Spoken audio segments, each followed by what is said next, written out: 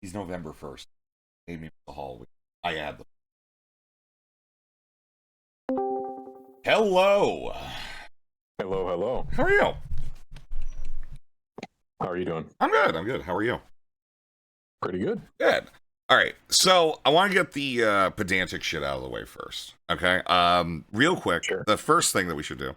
Can you introduce yourself? Talk about yourself a little bit. I'm gonna be asking some questions here and there, regardless about some things. So, just give us a quick overview of who are you. Yeah. So my name is Andrew, but I go by Old Man Laundry. I go by that on YouTube and Twitter. I used to upload more frequently to YouTube, but kind of for various reasons, kind of pulled back from that a little bit. Wanted to find my voice a little bit better than I think that I had. Yeah.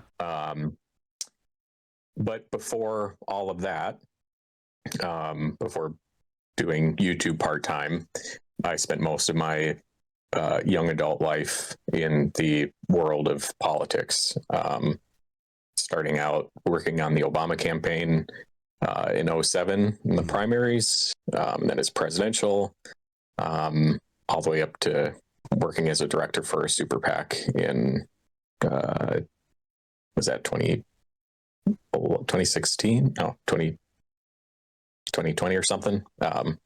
All the years kind of blend together at this point. Yeah. But anyway, you also so worked on the Yang campaign in 2020, right? Well, sort of. Okay.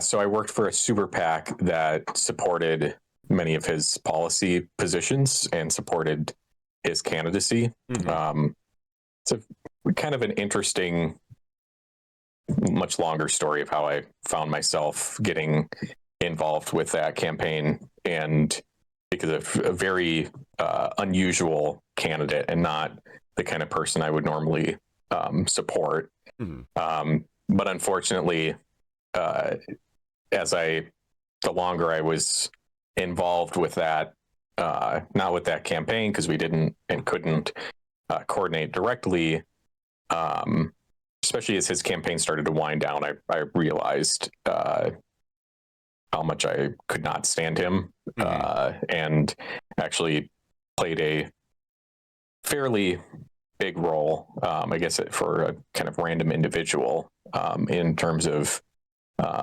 preventing him from becoming the mayor of New York City the following 2 years. Interesting. I would ask for more, but I will just say I think we should hold that one for another time, because I feel like that's that sounds there's really a whole video there. Yeah. Interesting. But yeah. Okay. All right. Well, let's go ahead. I'm gonna go ahead. I have 3 pedantic things. I don't think that you said something about lawyers being the ones that make claims or determiners of law in the beginning of it. I think it was just a misspeak. I think it's judges and juries that do that. That was this is the most pedantic shit. It was right at the beginning in your whatever the disclaimer. Yeah, the disclaimer, right? I was just sitting there. I'm I don't think lawyers make that decision. This is pedantic, and I want to be very clear. This is just the first note that I had. I was I'm just gonna ask about this because maybe there's a reason, but I think I'm just being a pedant with this. So no, I think you're right in general, but the rationale for why that was there was more to cover my own butt and say something that I felt like you kind of learn your lesson the hard way with a lot of this stuff, that and it's something I'm still trying to perfect, but knowing what people already know, and sometimes feeling well, I shouldn't have to say this, so I'm not going to. But in the case of any kind of legal claims, I guess what I was trying to get across was this is my professional understanding of the rules and regulations. But because I'm not a lawyer, I want to be very transparent of the fact that, like, take it with the grain of salt that I am not a campaign finance lawyer. Yeah. But that being said, I do have a lot of experience working in the campaign finance realm, from being a campaign manager to being a candidate to being a super PAC director. But it's like giving legal or financial advice or health advice. You want to be very careful Yeah, about you don't want to disclosing, overstate. like, hey, I'm not a doctor, I'm not a lawyer, I'm not whatever. Yeah, I understand that. Fair enough. Yeah, I understood what the premise of it was. It was just like a small thing. Okay, next pedant thing. Why don't you put timestamps on the video? You delineated it into clear parts. I didn't know why you didn't put timestamps on the bottom scroll of it. That's a good question. That was just it's something that I've almost always done, but in this case, okay, yeah, it was an oversight. Oh yeah. Oh, and then it can certainly be added. Oh, and then the last one at 2:51, you were reading from an image on the screen, and part of that image was cut out, so it was difficult to go ahead and follow along with it, whatever it was that you were posting. Oh, yeah, that was like what timestamp did you say that was? 2:51. I have written down on my notes here. Gotcha. I'll have to look at that. I'm not sure what you're referring to exactly. Yeah, there was something I looked at and I was just like, I feel like this is cutting out enough information that I think you could have just shifted it and you wouldn't have lost anything, but it was like just this is pedantry. Regardless. Okay, so now the actual things, right, that I wanted to ask you about. You said money doesn't come out of nowhere. I feel like in political realms, it kind of actually does. I feel like it's like, I know that it's not like the virtuous good that it does, right? Obviously, I don't think anybody likes the idea of dark money, but I do think that our politic in the West is absolutely infested with it, between lobbyists and everything of that nature. People that are just trying to use money to, influence politics. And I do feel like it's pretty ubiquitous. So I don't know if I think the money doesn't come out of just nowhere is good, because I just think that, like, we're kind of mislabeling a little bit of it, and I kind of wanted to see what you thought of that. Yeah, I mean, I think there are two issues here. One, I agree with everything you said, but the context of where that was stated in the video, the point that was being made was more to the point of, if you're one of these creators, either a tenant creator or a PV creator, and all of a sudden it's an election year and, hey, you've been making, videos and other content about politics for, years. And then all of a sudden somebody wants to pay you to do that.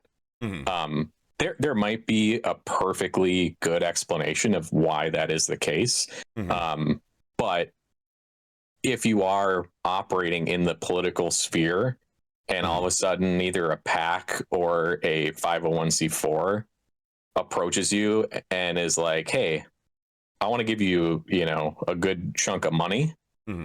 They're not doing that just because, like, they've got free money they just want to hand out to people.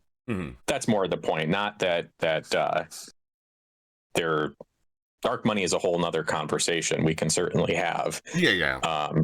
But the point here was not necessarily about dark money itself, but that a lot of these creators seem to be of the impression that, like, this magic money fairy appeared out of nowhere, and why ask any questions about it?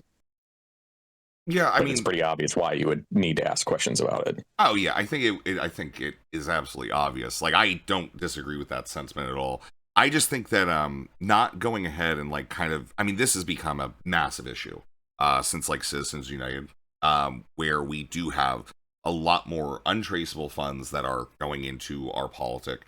I think Citizens United has been a disaster for that sort of thing.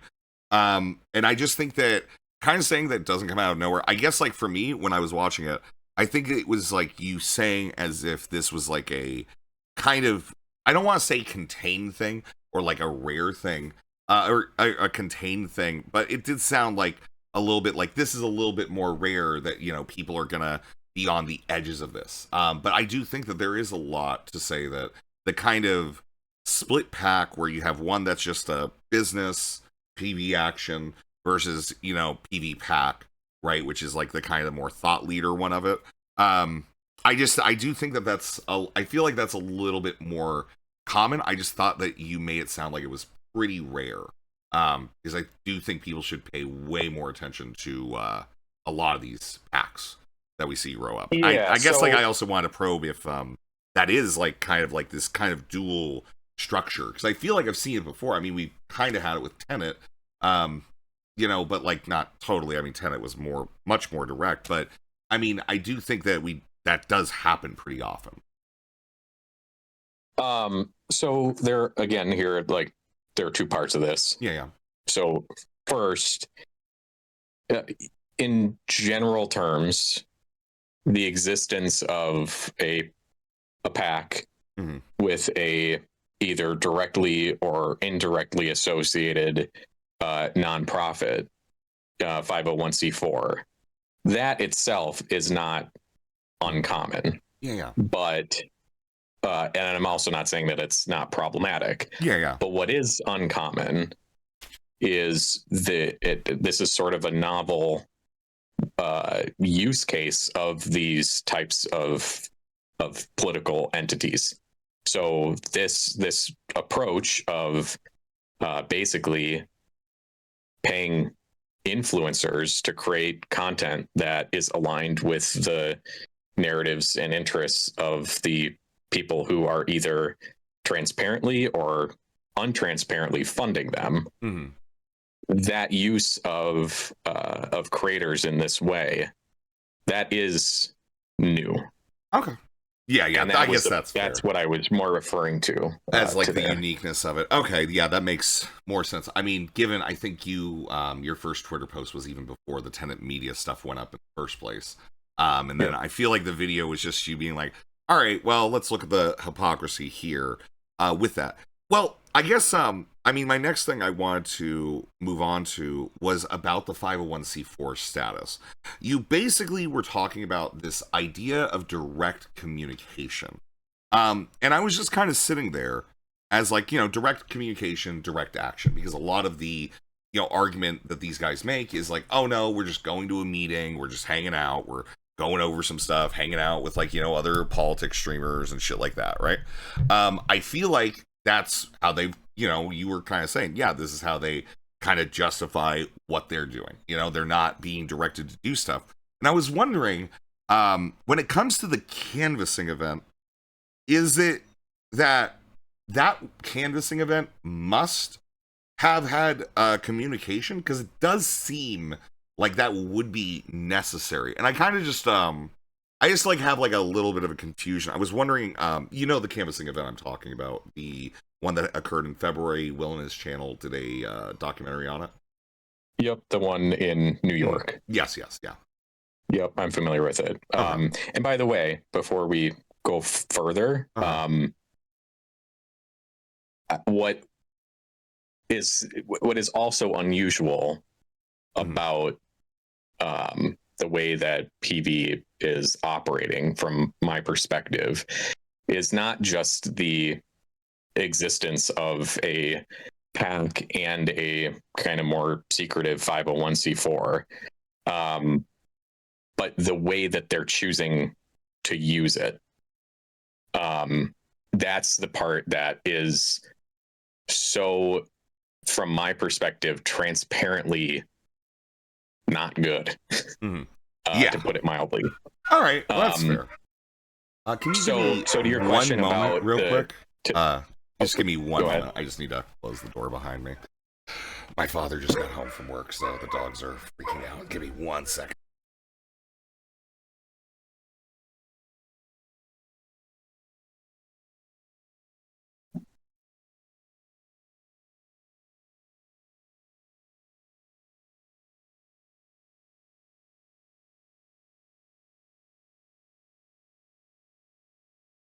Sorry about that. Okay. All right. So as you were saying, with the 501c4, yeah, with the canvassing event, right? You're saying it's not good. Believe, I don't know if you remember, and I was wondering, do you remember Will and his channel directly explained how he got paid from that event, right? I think it was through PV Action. I'm not sure. I didn't see that. Okay. Admittedly, I did not watch the entire Will and his channel thing. I've watched it like 4 times. I love it. Oh, bless your heart. Yeah, well, there's this thing where in the middle of it, Wick goes, and I am here for you romantically too. That was really like, I'm sorry, that's I just kept watching it. I've literally watched that clip alone a ton of times. It's just I love, you have to understand, I am one of Will and his channel's biggest fans. Like, I love his shit because I think it's so serious, but if you just take it back a little bit, I think it's very funny. I'm one of his biggest fans, and I always will be. If there is no, I will be the last living Will and his channel fan. Just so long as that box they opened didn't actually contain anything weird. Okay, yeah. I guess, like, yeah, I was just really kind of interested in, like, what you thought on the canvassing event with that. Well, yeah, sorry. So I think it's important to take, at least for my perspective on this, to take a step back. And if you looked at, like, historically my tweets and just general public statements about this space, quote unquote, since I entered it, I've been very consistent in basically saying we need an organization like, or we need to do things like what PV is doing. This before I knew who PV was or that they were even a factor. But you know, there was a time when I was a huge Destiny hater. Yeah. And even when I was still saying, as much as I dislike him and his the company that he keeps, he deserves extraordinary credit for channeling his audience into political action, like real world political action. So think what you want about him, but that is commendable, and I wish every creator would do that. However, just like anything else, there are right ways and wrong ways to do a thing, and there are ways you could do a good thing that the way you do it is not good. And that is, in my mind, the case with PV, which is really unfortunate. Yeah, I mean, at the end of the day, there is that, you know, the Battlegrounds podcast did have the admission by Sam about the 500,000 that we just don't know where it comes from, who it is, or anything like that. Even though I'll be honest, I think I will say from everything I've seen of PV, I think at worst they're ineffective, a little dawdling. You know what I mean? That's the best way I would say it. Like, I think that I've seen much more done with much less, with regard to, like, local politic. You know, like when I used to, you know, just volunteer to help out and whatever before I just got tired of DSA. You know, that was kind of, you know, that's what it is to me. So it's like, I have, like, that frustration, and mostly it's just, I think Wick and Connor just kind of assholes, you know? So, like, it's kind of like about where I'm at with it. I think they are doing something weird. I don't even know if it's illegal. And I'm going to be honest, I don't necessarily know if I would call any of it illegal, because, again, I just think that we have a lot of issues with campaign finance, you know, fraud, you know, and we need to really hamper down on that nationally. I think what people get kind of confused is that you'll hear somebody like me talk about PV, and what some people will hear is, oh, he's just upset because this is a dark money thing. And I would say, well, I mean, look, dark money sucks. I don't like it. I'm principally opposed to it. But that's not my real objection to what PV is doing, Yeah. and how they've conducted themselves. So it's not just like, oh well, this is a dark money thing, and well, the other side does dark money shit. So and there are, you know, hundreds or thousands of dark money organizations out there. Yeah. So you don't have to like the normalization dark of money, it. If but it's like, but that's not if that's not everybody really were the to, issue I'm trying to illuminate here. Well, absolutely. I mean, it's just the simple of if everybody were to start going out murdering, like everybody, we just started purging and stuff. It could be normal. It can still be bad. Normal doesn't mean that something isn't bad. So it's like, yeah, like this is normal. That doesn't mean we shouldn't strive for more, you know, which is, you know, again, like my constant hope to always be able to kind of change that and, you know, do something with it.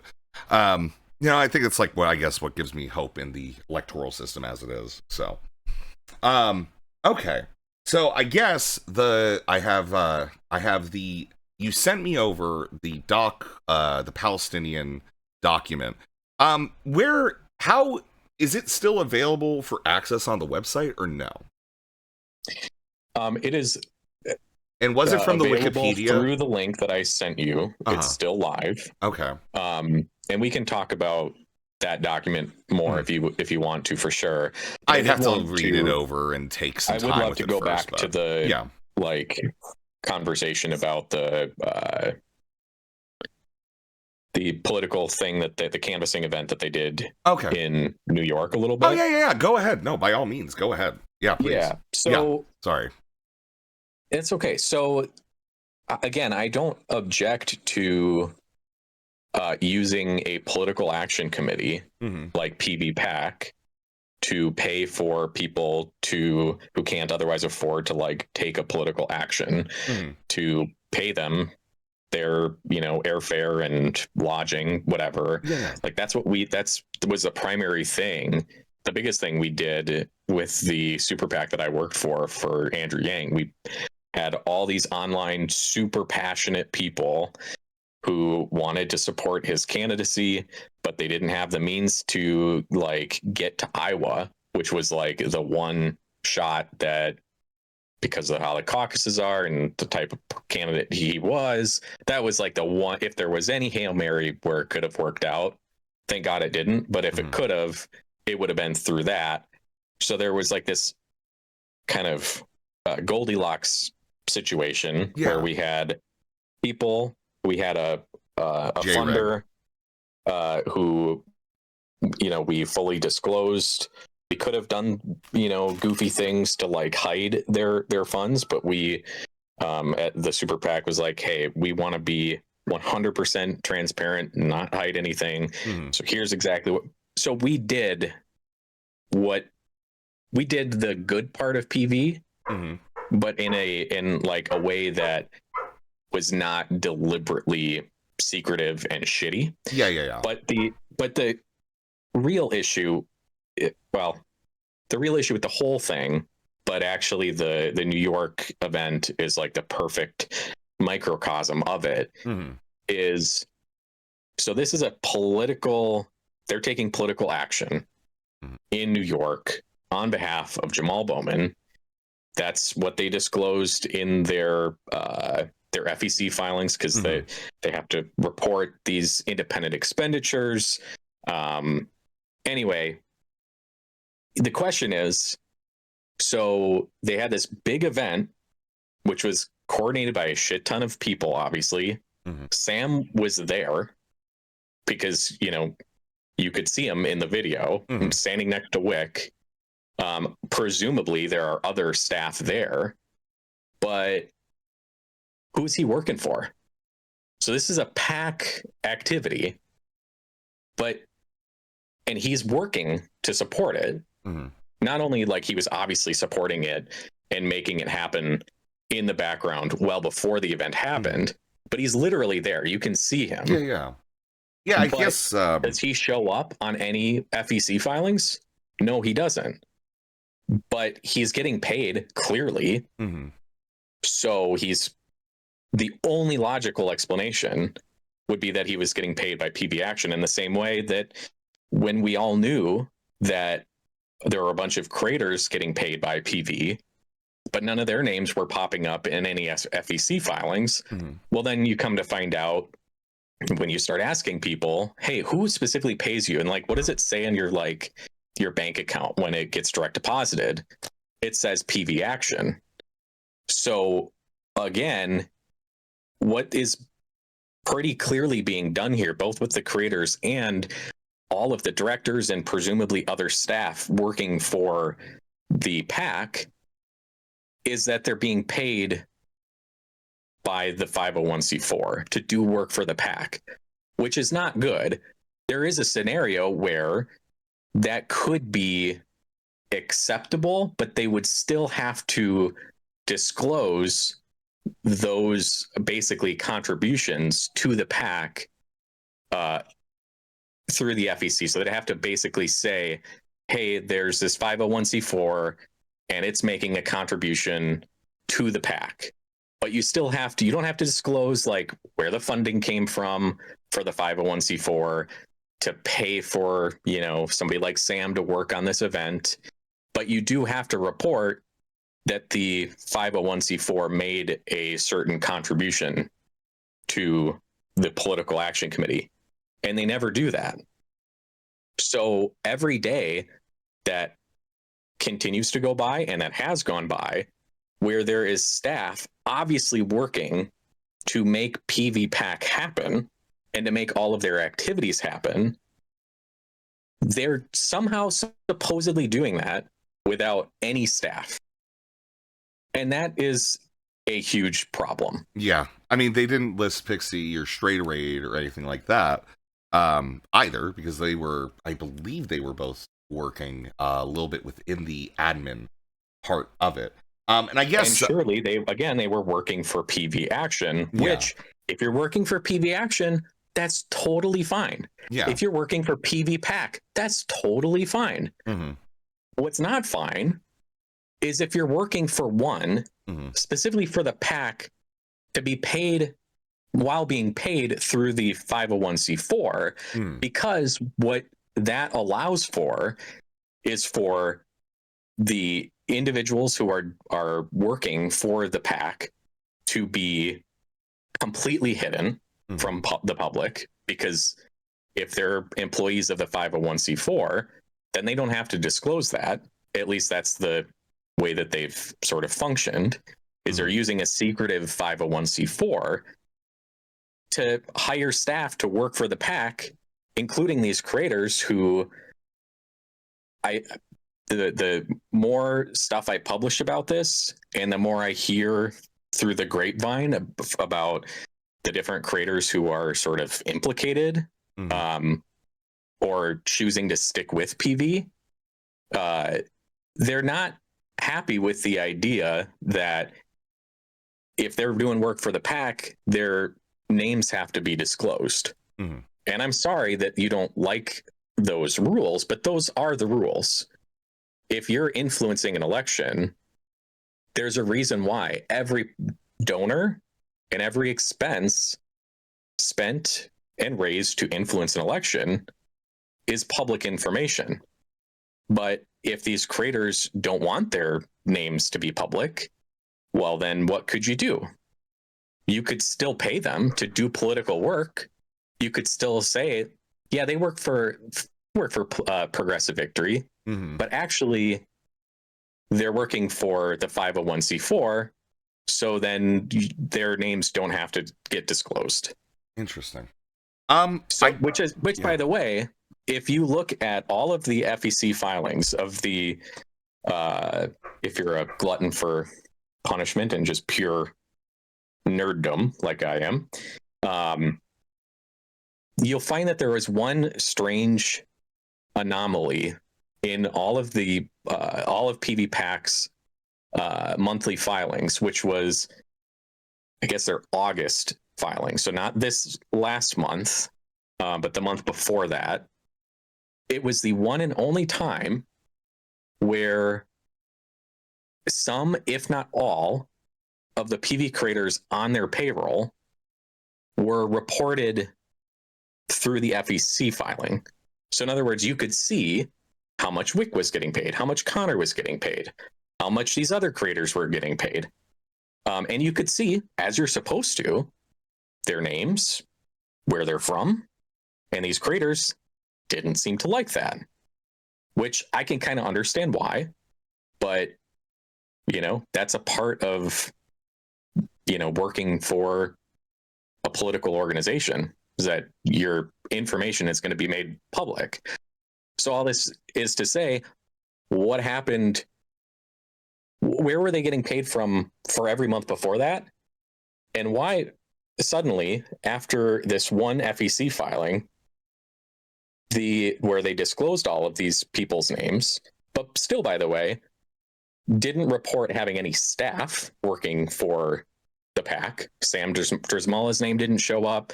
Cameron Jones, their tech person, their, I guess, engagement director. And then there was that one communications woman who used to work for PV. She interviewed ContraPoints and I think Erudite and Avalon at one point. She's never shown up. Roshan? I forget what her name is. Was it Roshan? Yeah. So she was a director, but her name doesn't show up in any FEC filings. But then for some reason, 2 months ago, all of a sudden they show up. But then you would think that this last month's report would at least still show those, 6 names, Wick and Connor and these other Relevant and a few others. You would assume that they'd show up in this last month's filing, but now they're not getting paid through the PAC again. They don't show up. Yeah, I mean... So again, it's like you've got all these people who are working to influence an election, but they want to obscure themselves as much as they possibly can, even if it means, at the very best, very much bending the rules. Okay. Yeah. Yeah, I mean, all that is actually, very curious. I guess there is this one IRI stream where he said he was actually going to be ceasing interacting with PV because they were moving it to an events-based thing or something like that. So I know that he said that in July, early in July, because I trolled the ever-loving hell out of him. And he kind of lost it and called Kilo a PDF for 2 hours straight. I watched that very unhinged. Yeah, it was very funny. I don't have hate in my heart for IRI. Sometimes he gets angry, and I'm gonna be honest with you, it's kind of my favorite IRI when that happens, because I just think that IRI and drama is very funny, and I'm okay with it. And I don't really have harsh feelings. I don't think that continues. I guess you were saying earlier, I was wondering, so J-Reg was at the New York event. Is there a way that you can have a foreign national assumedly working for one of these campaigns without it violating something? I guess that's something I've been curious about. I know that ultimately he was the poison pill for them because he just irony pilled the hell out of it. But, regardless, I was just wondering, because you were saying that there is a way they could get paid. It could be fine. And then with him, I just don't know if there is. And I guess I figured I would press you on that a little bit. So, what was the name of this? J-Reg? The J-Reg, okay. He's a Canadian. And he literally put out a video saying, I did campaign finance fraud. About PV from that New York event. Oh, that's you haven't lovely. seen that, I'm assuming.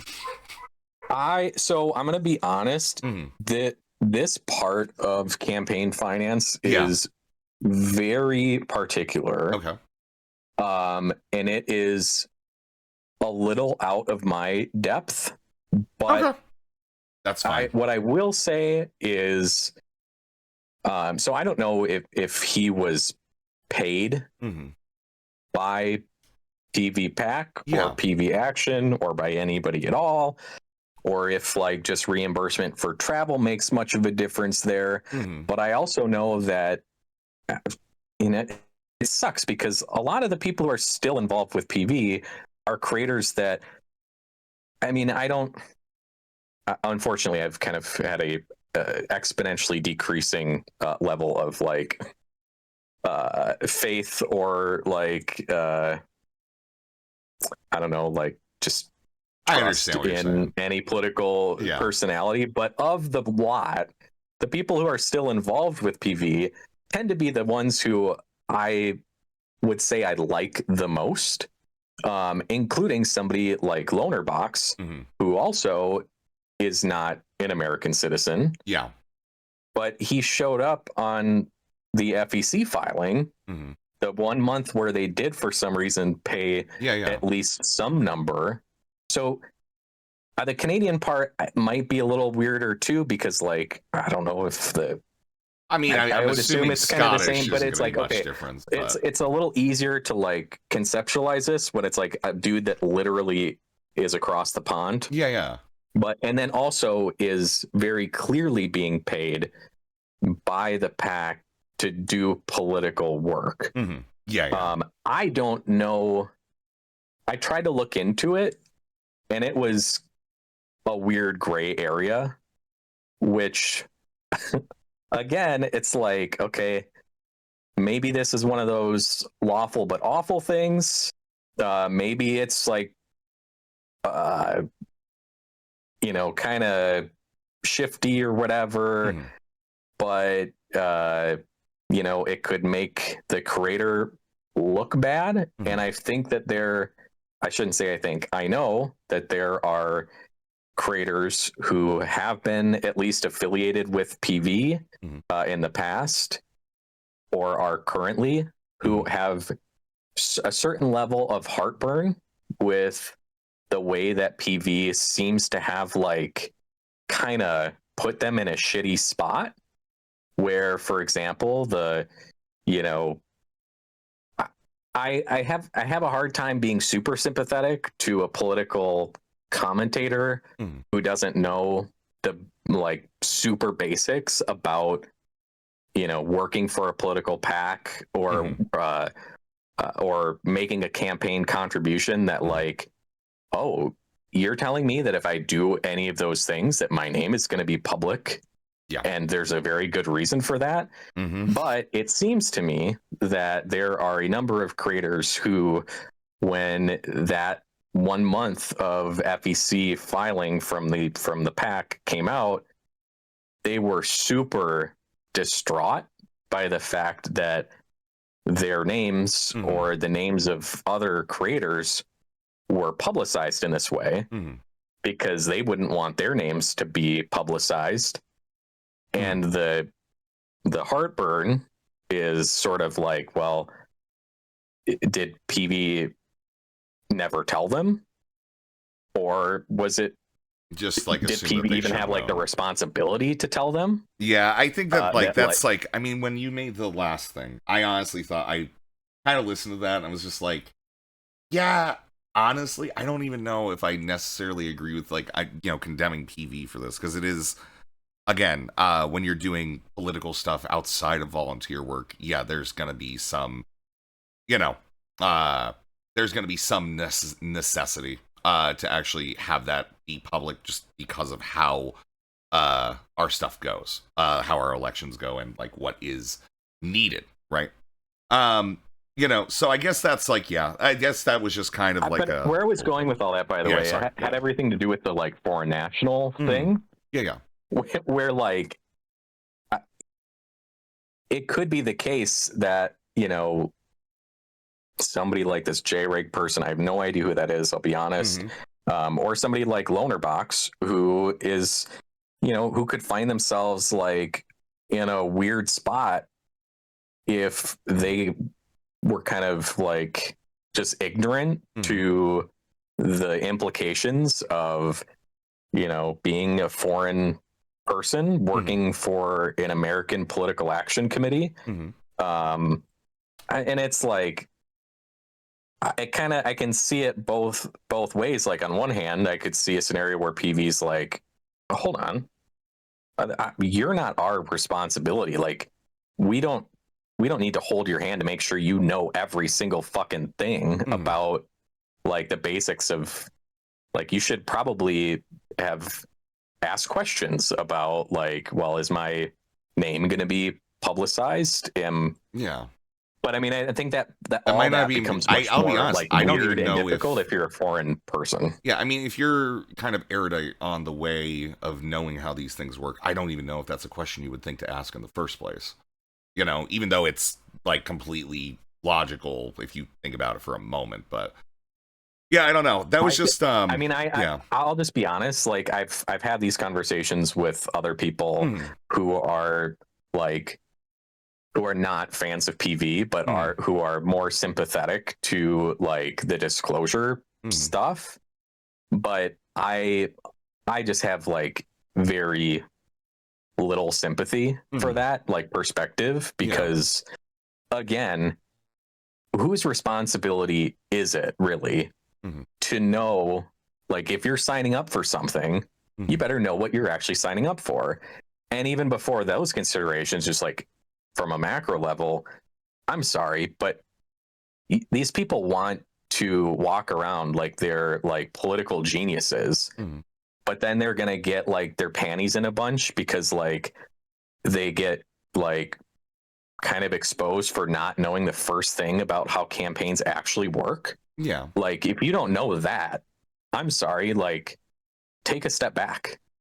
I guess And if you don't know that, then you should at least know that you better be asking some fucking questions of whoever's hiring you. Again, if this magic money fairy comes out of nowhere and mhm. offers you money and they're like, yeah, well, we're a pack sort Yeah. and then like and I don't even know like did they tell them they're a pack or did they tell them they're 501c4? I don't know, but Mhm. let's assume it was the pack. Okay, well then what are the implications if I get paid by a pack if you don't know that? Now if PV lied to them and says like, Mhm. yeah, we can guarantee that you can work for this pack and we'll keep your name secret, well then I do have sympathy for the creators for basically being lied to. Mhm. But at the same time, like if you don't know, then you should either not get involved with something you don't understand Mhm. or ask enough questions to make sure you're comfortable with it. And again, like these are also the same kind of people who will routinely say like, you know, if somebody says something in the, you know, the streaming world, like they say something nasty and then like somebody gets their feelings hurt, Mhm. then they'll say like, dude, I'm sorry, like if they're watching it from the outside, creator X is all, you know, ass mad because somebody said something mean to them or about them or they spread this rumor, but like, hey, this is what comes with this territory. And if you don't know that, and if you can't handle that, then you shouldn't be getting involved. I guarantee I could find a statement like that from every one of these people when they're Mhm. referring to the like streaming world and to the content creation world. Mhm. But then when they're content creators focused on politics, and then somebody like me comes along and says, "Hey, I like politics is my primary thing. Mhm. I came to the, you know, streaming or content creation part of it second." Like I'm sorry, if I say the same thing to them, like you should know that this comes with the territory. And if you didn't know that, well, sorry, like you kind of did this to yourself. So it's Well, acceptable for you to like make that kind of a statement until you know it gets applied to you, and then it's like, well, hold on a second, my name should never be made public. yeah. Okay, that's fine if you want to like maintain your anonymity. Mhm. I get it, but then don't work for a fucking pack. Yeah, I mean, I understand that. I mean, I think that I'll say this. I think do you think that most of the PV creators are relatively well intentioned? I suppose. You know, Yes, I would you do. say that? Do you I think? do. I guess like I'm gonna press this. I asked you about this when you did the one release thing. If they were well intentioned and they're idiots, do you think that it's of benefit to continue spreading it? I mean, this was an argument we had in DMs, and I guess like you said, you would elucidate a little bit on it. I'm not trying to spring too much on you or anything. I don't care. I guess like for me, I think I would have gone about it a slightly different way. I think that in the video, in fact, you kind of didn't actually go into that one post that I had like a light issue with, and everything like that. Like I saw in the video, I was like, oh, he didn't really employ these same tactics. So I was just wondering if would you have changed what you did in that one post about the filings? Because it did seem like the video you literally captured how to actually talk about that without necessarily talking about that.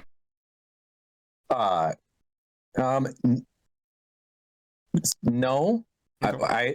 I still maintain that there's no problem Mm-hmm.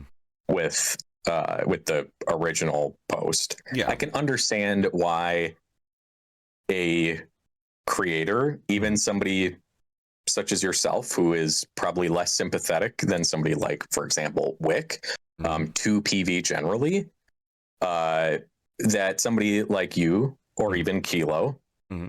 uh, would be a little like, ooh, I don't know about like, directing people to public disclosures, Mm-hmm. if that's a good idea.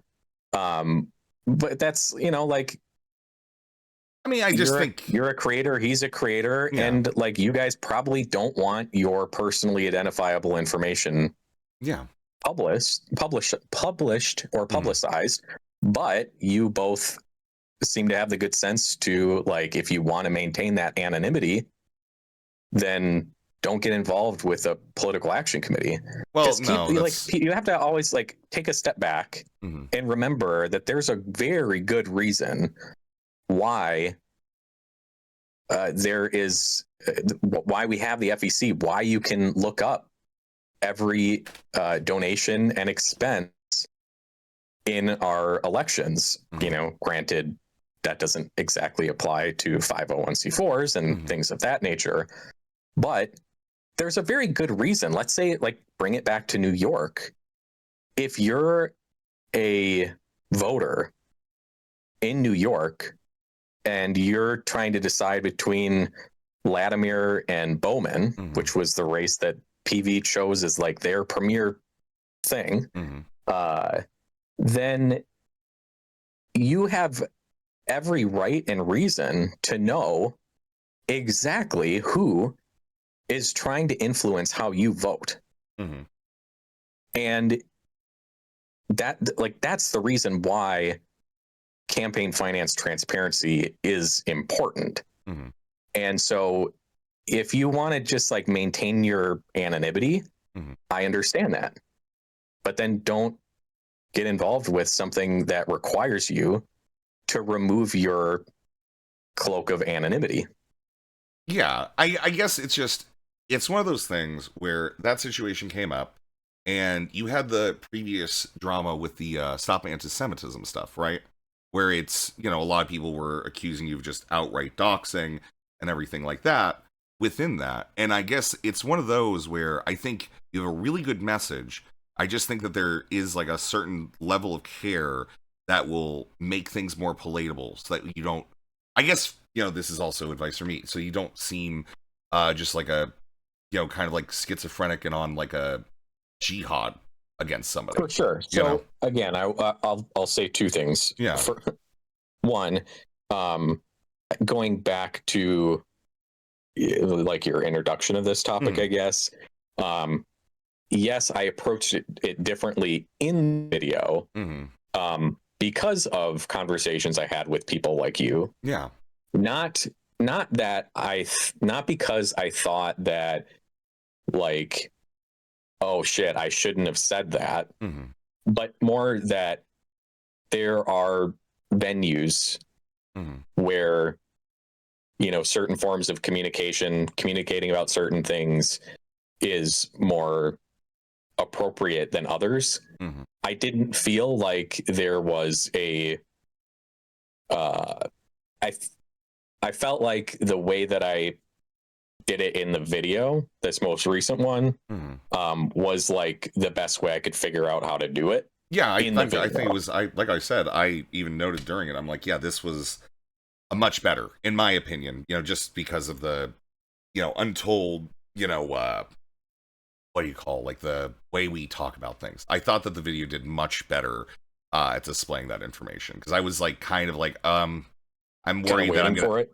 Yeah, because well, the thing is, it's like if I want to cover something like that, I don't want that stuff up on my stuff. I don't want to ever direct people to where those things are. I'll make the statements, and then if somebody asks me for evidence, I will go ahead and say I have that. If you want, I can contact somebody privately to go ahead and like extrapolate a little bit of where that is.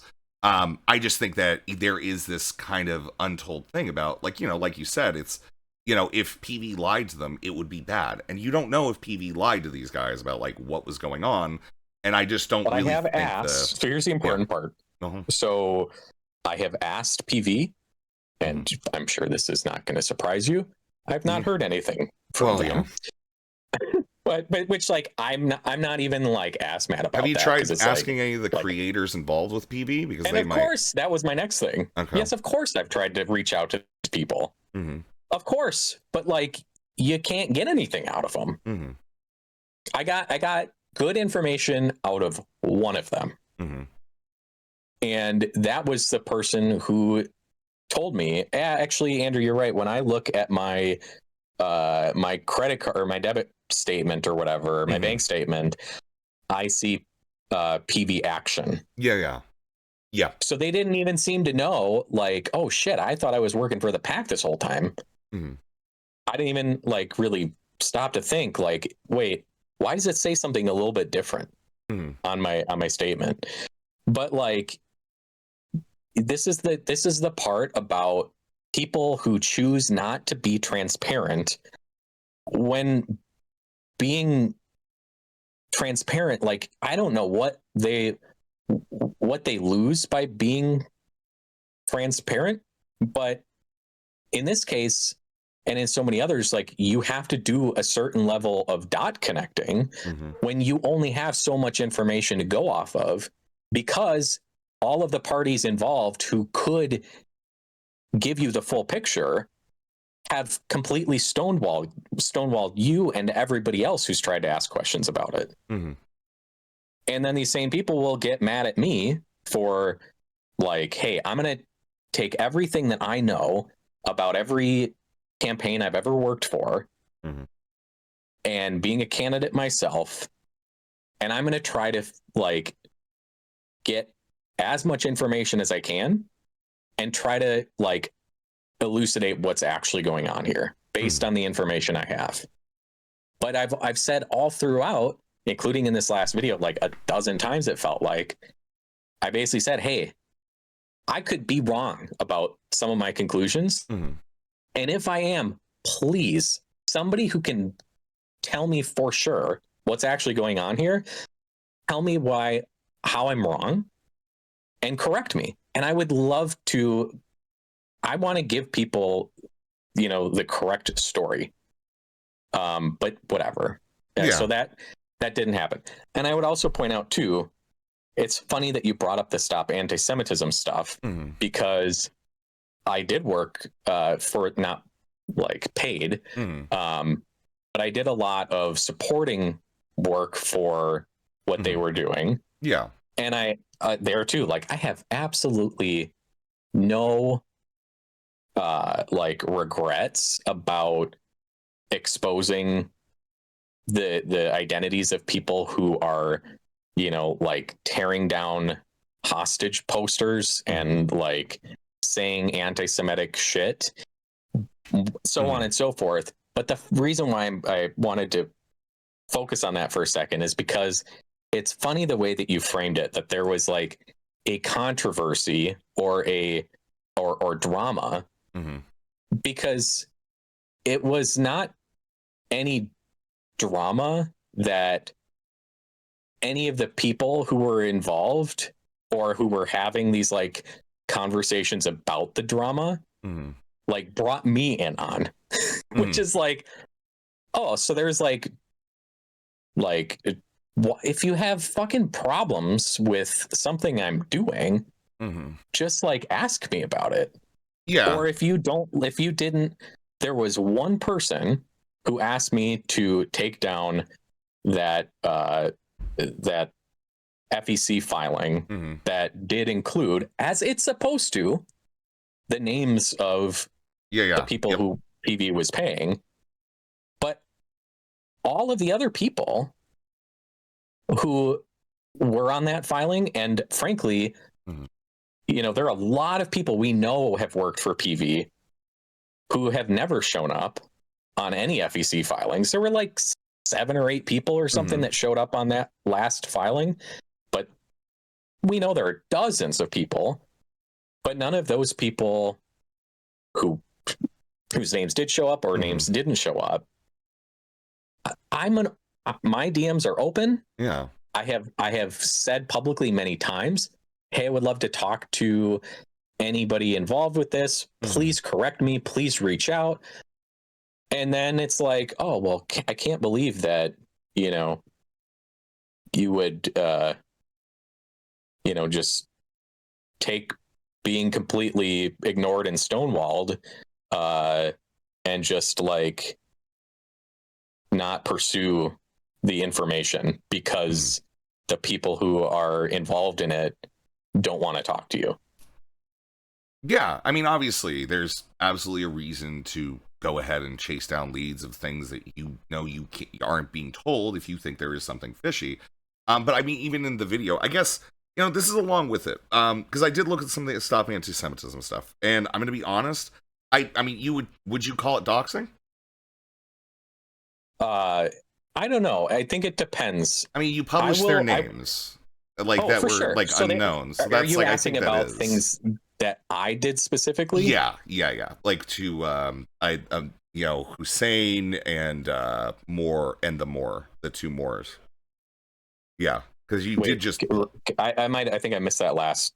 There 2 people named Moore as their last name.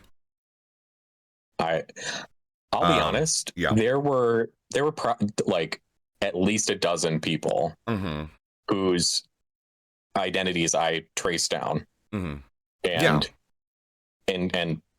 relayed to Stop Anti-Semitism so that they could do what they do with it. Okay. And I guess I don't know for sure. I would say that comes as close to doxing as I would say of anything I've been involved with. But the problem is people have a very, very loose definition of doxing. It can basically mean anything to anybody. But I mean, I could certainly give you my definition of doxing. I don't think that the PV stuff of like, hey, you want to know who's trying to influence our elections? Yeah. Here you go. Understood. This is what it's here for. But in the case of like, okay, if you're like a rabid anti-Semite, and you're trying to hide your identity because you know what you're doing is wrong. And if you're an anti-Semite, then at least the position of Stop Anti-Semitism has been that if, let's say, one of these people turns out to be like a nurse, well, if you're a nurse and you have a patient who's Jewish, does that Jewish person have the right to know that their caretaker was recently like praising Hamas or tearing down hostage posters? Like, I don't have any sympathy for those types of individuals, and I think it comes as close as I would ever be comfortable with getting to doxing. But I think, again, doxing, in my mind, the part that people miss is what the intent of sharing the information is.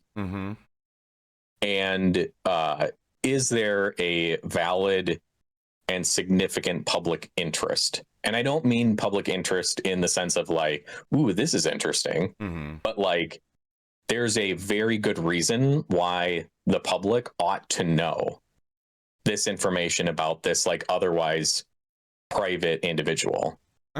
would you say this? So, I mean, by that logic, would you say that an account like End Wokeness or Libs of TikTok, who have regularly engaged in, I would say, similar doxing, because I do think that Stop Anti-Semitism does go ahead, expose these people to the world, whether or not they're actually making harsh claims of, like, people saying words that, sound anti-Semitic and whatnot, right? Contacts their employers, etc. I mean, would you say that, like, End Wokeness or Libs of TikTok, I guess they would be morally normal for you then too, because there would be a public interest that they deign from this, that would be, they just do that because they have that same, ideology, right? So look, a couple things. One, I, obviously despise both of those accounts. Mm-hmm. But also I know enough about them to know that they suck ass. Mm-hmm. And they're really, evil. Because you disagree with them, right? No, hold on. Okay. But I also don't know enough about, like, how you're just, so you're claiming basically, and I have no reason to doubt this, that like basically they dox, like, basically, like, probably trans people. And well, yeah, like, that's a well-known thing. Libs of TikTok has been, like, traced to, being, they would post something and then a bomb threat would happen within 24 hours. That's happened over 10 times with them, right? Yeah, and I think that's obviously, horrible. Yeah, and I just think it's not just like, oh well, because they're, conservatives and they're targeting, people that leftoids tend to care about. Yeah. But again, also, so I don't know how they're doing it, and the minutia of every situation and individual is so particular that, like, for example, with Stop Anti-Semitism, there are things that they object to that I don't object to at all. And I don't think that you should, like, for example, like, they've had so many posts recently about, like, airline attendants who are wearing Palestinian pins. And they're like, this is very troubling to, like, Jewish Americans or Jewish, travelers. And I'm like, what? Why? Like, you went from, like, giving a shit about people tearing down hostage posters and saying, crazy shit while waving, like, Hamas flags or whatever, to, like, freaking out because somebody's wearing a pin. Like, that's dumb, and not the kind of thing that I would find myself, like, aiding them in, because their idea is, I think it says on their website something effective like, our objective is to create consequences for people who engage in anti-Semitism. Yeah. I don't have a problem with social consequences for somebody who is, like, clearly engaging in, like, obvious anti-Semitism, obviously, like, shitty behavior that there's a valid public interest in, for the public to know that, like, oh, is their gym trainer like a rabid anti-Semite? Is their kids teacher a rabid anti-Semite? And if you are hiding your face because you know that what you're doing is wrong, well then, like, the charitability kind of goes out the window. Yeah, I mean, I guess like the point is, it's like, yeah, this organization, you're just saying now that they are going too far with this. If they're just targeting people who are doing something like wearing a pin, would you still work with them? In some cases, but also, I'm just going to be honest. The way they respond is also different. So they might respond to, like, a woman in New York, like, tearing down, like, dozens or hundreds of hostage posters and, like, saying fuck Jews and like praise Hamas as they do it, they're gonna respond differently to that than like a flight attendant who's wearing like a pin. So the way they like respond to the flight attendant wearing a pin is usually along the lines of like, hey, Delta Airlines, what the fuck? This they're going after somebody's job, man. That's what they're doing. No. But they're not identifying that person. Like they're not saying like, hey, at Delta, this employee, their name is this, and XYZ should happen to them. Wait, so they're telling the company the name of the person who's wearing. No, I'm saying they're not doing that. Are they posting pictures of the person? Like they're not naming the person. No, I guess like that's my question. Is like again, this to me, all of this, I don't like any of that. Okay, because I do think that as much as I disagree with people having terrible things to say, I'm not like a free speech absolutist by any means. But I generally think I'm like looking at some of the stuff that they've done, because I have been sent quite a few things on all this. And I just think that this is one of those where I think that if the organization is going after or saying, hey, Delta, this person's wearing this pin, and even if they're not posting the name, but they see the face and everything, I think that it's not unreasonable for us to think that they are targeting people's jobs, that they're targeting people's livelihoods. Yeah, and they may be, and I will say, as I'm saying now, obviously, I don't think that's a good approach. And to the credit of some of these airlines, Stop Anti-Semitism is not going to like me saying this. Not that they like monitor every communication I have. Yeah. But they wouldn't appreciate that I would say, like, good on Delta for like not for them to be like, that's not a big deal. Like, chill out. Like, there is like a lot of very valid shit to be worried about if you're a Jew today. This, I don't know how that's one of them. That just seems like you're looking for something to be upset about, and you're kind of distracting from the important work that you were doing that brought you a lot of public support. And you'll also see too, I mean, I haven't really engaged with them for quite a while. In large part because I feel like they just started to like drift, and also because I felt like most of the most heinous behavior kind of stopped happening.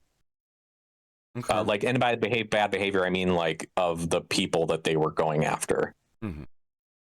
Yeah, I mean, and I guess like for me, it was one of the reasons why I kind of went down this is in your video, right?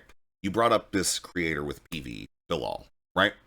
And you didn't read the posts that were on there, and I honestly was just like, I don't think Bilal to hear. I'm sorry. Sorry? I thought you said I brought up a creator. Oh yeah, the creator named Bilal, I believe. That's what I wrote down. So he's not a creator. That might be an important distinction. Okay. Well, I mean, within the video, you kind of just displayed him retweeting a lot of tweets, and we kind of went through a bunch of them. I thought some of them were kind of puerile. I don't think that they were, all that.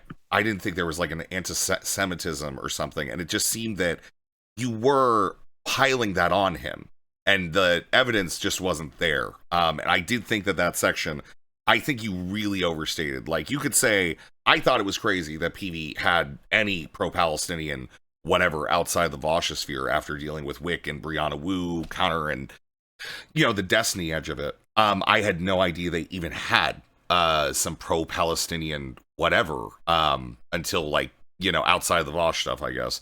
Until that, and even then, I kind of looked at that whole section. I just thought it was like a little overstated. I just didn't think that. Yeah. So I don't think that you stated that claim really well at all. I will own that, especially after I watched you watch it. Yeah. I realized that just purely by the way that I framed it, it didn't get across. It didn't even just not get across a point I was making. I did a really shitty job of saying like, hey, here's the ball field we're playing in. And so by that, I mean, like, it's not that I object to an organization employing a pro-Palestinian person. Mm-hmm. And just the fact that like this, there are going to be people who don't believe this, but I don't care. Mm-hmm. Just because I support, a group like Stop Anti-Semitism because I want, anti-Semitism to be stopped. Mm-hmm. And unfortunately, asking people nicely does not work for a lot of individuals. Mm-hmm. That doesn't mean that I'm anti-Palestinian or anti-Palestine. Mm-hmm. But that aside, I understand why you interpreted it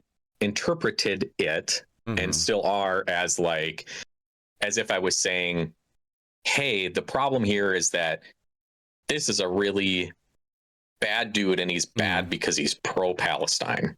That wasn't the point I was making. But I think the point that you were making is that you can support Palestine, obviously. Like we know that there is like a, the plight of the Palestinian peoples is horrible, horrific, and just, I mean, it is what it is. But the thing is, when I looked at those messages, this seemed that you were going ahead attacking this guy's character based on the repost, what he like just requoted or quote tweeted or whatever the hell they call it, X or whatever it is.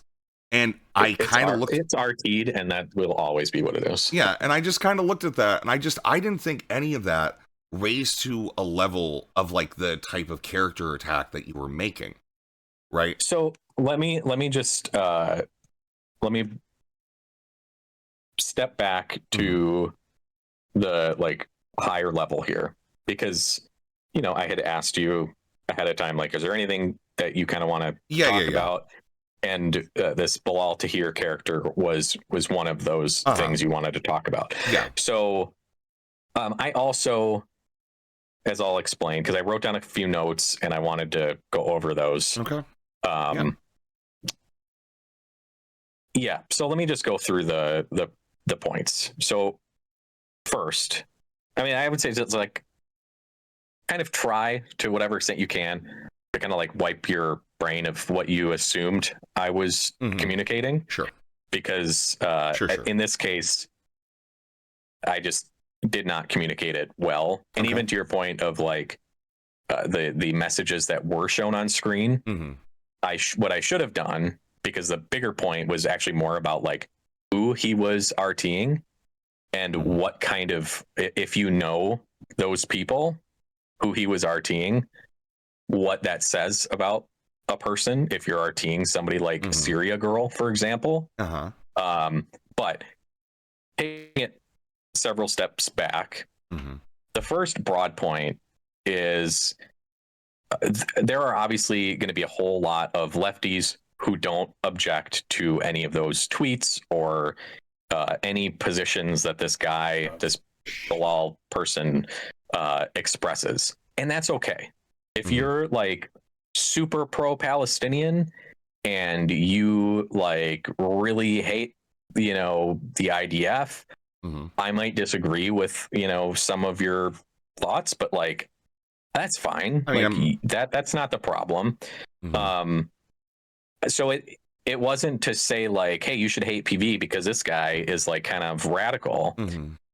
There are people who would object to some of the things he not only has expressed, but also the people who he's RTing, because he basically, the point I was making is he embodies what people like Connor, Brianna Wu, Destiny, and his many orbiters have routinely called either explicitly or implicitly the freak left. And they'll say that these freak lefties, and I mean, I'll be perfectly honest, I tend to agree with them that they would, they're so out there that I consider them to be, as Connor and Wu and Destiny and others have sort of said, that they're not the type of people you ever would want to associate with or support. But I respect like somebody's, choice to, have a different position. But the issue here is you'll have people who say like, oh, the freak left is like a cancer to the Democratic Party. They're killing us.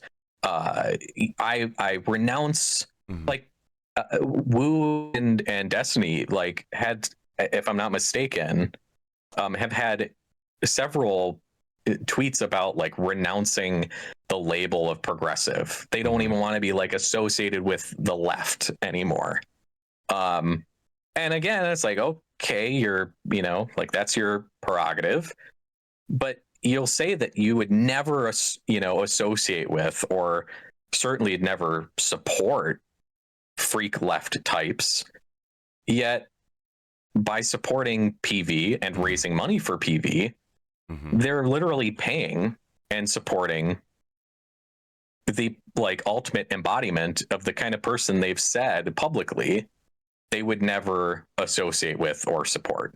Yeah, I don't think that they're referring to people like Bilal. I think that they're referring to people like Kira Chats, who I don't know if you're familiar with that, who was claiming like birthright connection to terrorists. Like I think they are literally absolutely referring to people I like Bilal. I don't see that. I think that there is a level of discourse that Bilal was engaged with versus people, which again, I don't disagree. Those people do exist. I do not see that with Bilal. And If I you look just at somebody like uh no normal person mhm. is retweeting uh no non-freak is retweeting somebody like Syria Girl or Jake Shields. Absolutely, they are 100%. People might not even know who Syria Girl is. Even if he does know who Syria Girl is, if somebody makes a good point, like I don't think that that's something you don't do. If somebody says something concise and specific, and those are the words that are being used, and those are the words you're quoting, yeah, you can quote a bunch of people that do horrible fucking things. You know, Okay, but if I. that's like the type of person you're always RTing, Mhm. and you're not RTing it with like any kind of like pretext, Well, you'd have like to you just look go to at. his feed, he's Uh, RTing people like Syria Girl and Jake Shields all the fucking time, and every mhm. dipshit from The Intercept Uh-huh. or formerly at The Intercept, he's retweeting people like them all the time. And again, that's his right. And I Uh-huh. wouldn't even like really be raising a stink over like there were there were plenty of super far left organizations that came to the aid uh of Jamal Bowman, Mhm. who are like entirely made up of people like Bilal Tahir. Mhm. And I will object to the things they stand for, Mhm. but they're at least operating within like first like an ethically consistent framework, and also they're playing by the rules. Mhm. Whereas in the case of PV, you have creators who again will say like people matching the description of Bilal Dahir Mhm. are are cancerous. And if you support people like that, Mhm. you are horrible. Yeah, I And don't think then that. I'm just going to be honest, man. The thing is, I think when you post a bunch of tweets of somebody and you're saying that they're this horrible person, I'm hoping that when I look at those tweets, I'm going to, see this guy saying, "Oh, no one was, sexually assaulted. No one got killed. The IDF was bombing its own people and that's why so many of them died." That's what I'm expecting when you made the claims you did versus and him what I'm saying I retweeting. take ownership of is Yeah. that like I assumed people knew too much, which Mhm. again obviously sounds like Well, no, arrogant, not even but with I don't that. mean that. No, I I mean think you're like I missing what made the I'm saying. boneheaded choice to Yeah. assume that like somebody who's consuming my Hmm. video will know like holy fuck, Hmm. this person's retweeting Syria Girl. Hmm. Okay, they're crazy. See, the It thing might be their is, right to do that, but like to go on one hand and say like if you are retweeting somebody like Syria Girl, you are a fucking deranged freak, and I would never walk within a mile of you. hmm, But it actually turns out like this would be like, okay, well, would any of these people who call people freak lefties, hmm. would they be like, would there be a problem if we found out that like they were sending Well, this checks is, to Syria Girl? hmm, yeah, but I think the disparate thing that I have here is that when I remember the freak lefty discourse, there's this 30-40 minute video of Kira chats over like 2 weeks, literally claiming her family was part of terrorists and that's what she's proud of. I don't see Bilal saying shit like that. I absolutely know that there are people that are, straight up not only glazing Hamas, desiring to be a part of it. And I don't think I can put from, again, the tweets that you showed, which again, if he retweeted stuff that was conceptually there, I don't care what it was. If the statements that are there are that, then that's it. It would be the same as if I were to judge you for this Stop Anti-Semitism group for going over the flag pins versus doing the work that you think is good. I still think it's bad, but I would be at that same moment, I would assume have to say, hey, they've gone too far. I need to separate from these individuals, or at least make some public acknowledgement that they've gone too far and I don't really know what they're going to do with this. I think that it's very similar to me. So I hear you. I already made my first broad point, which is the contradiction of, people who, and this is the other thing that makes just has persistently made very little sense about PV is what part of the left are you actually working for? And if you're somebody who's gonna contribute to an organization, wouldn't you want to know, okay, if I donate to this new cute, left democratic organization, if you find out you're a super lefty, and you find out they're actually funneling your money to, I don't know, some the Blue Dog Democrats, super centrists, you'd be kind of annoyed. So there's this contradiction part, but the second point is that this Bilal Tahir guy becomes a perfect example of why it's important to be able to know where money is coming from and how it's being spent, so you can make that decision of whether or not you want to associate with that group. Maybe you do and maybe you don't. And I would say that it's probably the case that you and I would have different levels of tolerance for how far left on certain issues, using Israel Palestine for example.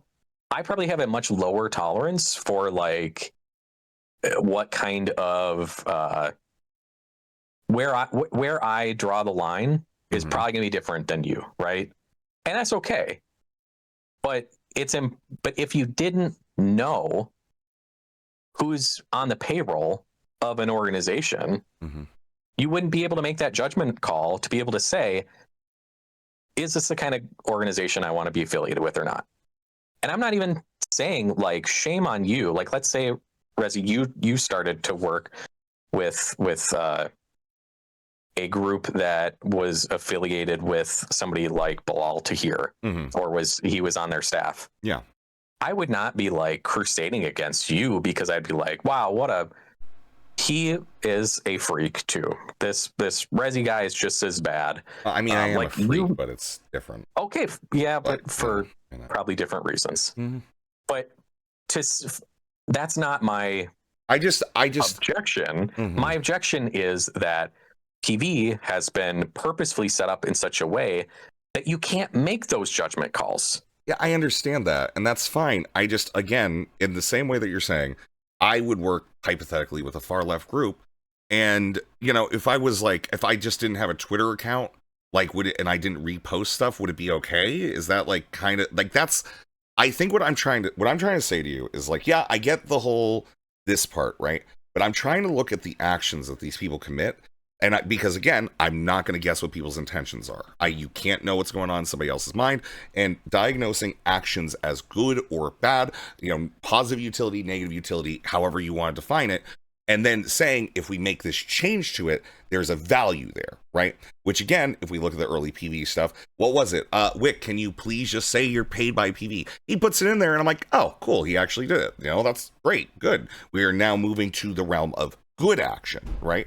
And I just think that the substantiation of Bilal making bad actions is I just don't think it's there.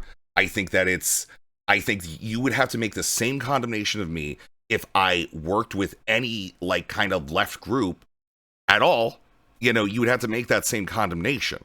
And I don't think I'm willing to do that when the one that he's with, I'm gonna be honest, has got quite a few crazy. I'm gonna be honest. I think that Brianna Wu is rabidly anti-Palestinian, to the point where she was quoting scripture as literal verse of the world, literal history to go ahead and make the points, which I just think is absurd, to me. It made no sense. She acts as if that is literally the written and stored histories. I just believe that there is something here. Andrew, I'm Wesley, by the way. Sorry, it's fine. I just think that there's something here that when you're doing this, that it does seem that you're missing the point that I'm looking at the Bilal stuff. I don't see the specific bad actions. If he's just retweeting something that makes a different statement, no matter where it comes from, guess what? I think that's fine. I'm not going to condemn somebody for owning a dog because Hitler owned dogs. I'm not going to do anything like that. And I really think you should re-examine that, because I really think you substantiate it not at all. Even the characterization that you've done during this conversation, if I'm going to be frank with you. No, it's fine. I'm not arguing with you at all that it was the weakest part of the video. Yeah, and you could have literally just gone with the $500,000 mega donor that we don't know of, that literally looks just like a shadowy cabal. I will try to, for the zillionth time, show that I'm trying to be good faith here. Oh, I don't care if you are or not. Not just with you, but I mean, even with PV, I do think that was misquoted from Sam, and I think it primarily gained traction because of Kilo's video. I think it was an honest mistake on Kilo's part. If my memory serves, Sam said something more to the effect of I'll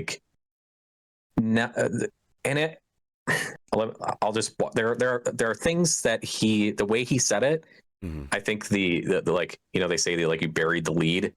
I think the quotation of what Sam said misses the subtext, which is actually more important. So would you mind? I'm pretty sure he said was, we've received a donation or donations from private foundations not exceeding 500,000 or something to the effect of.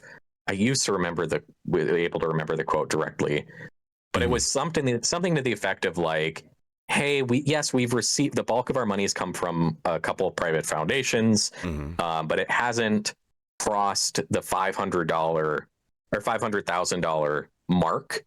But it seemed to be quoted as him saying, we received a mystery $500,000 donation. Now, it could be that he's completely lying and he received $5 million. We have no fucking clue, except to just take the word of a guy who has chosen to be completely non-transparent. But what I think is actually more important, and it's a kind of a little, minutia, mystery I haven't been able to quite figure out, is when you work in a professional setting long enough, you hear people use very careful words at certain times, yes, we received a donation of not exceeding $500,000. What clicked in my head was there's got to be a regulation somewhere where this $500,000 threshold is of significance, because he's saying, hey, let this be in the public record that whatever amount we did get, it did not exceed $500,000.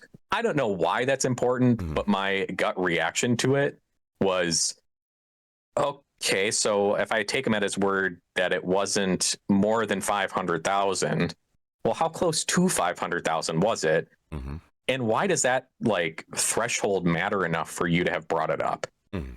And again, like, sure, this is a great example of what I was talking before about, like, you have to start to connect certain dots to the best of your abilities Mhm. when the primary source that could clarify everything, and PB is well aware of the things that I've been saying about them. Oh, I know. I'm aware I of even that too. just tweeted about how they like untagged themselves from a post that I made like 2 days ago.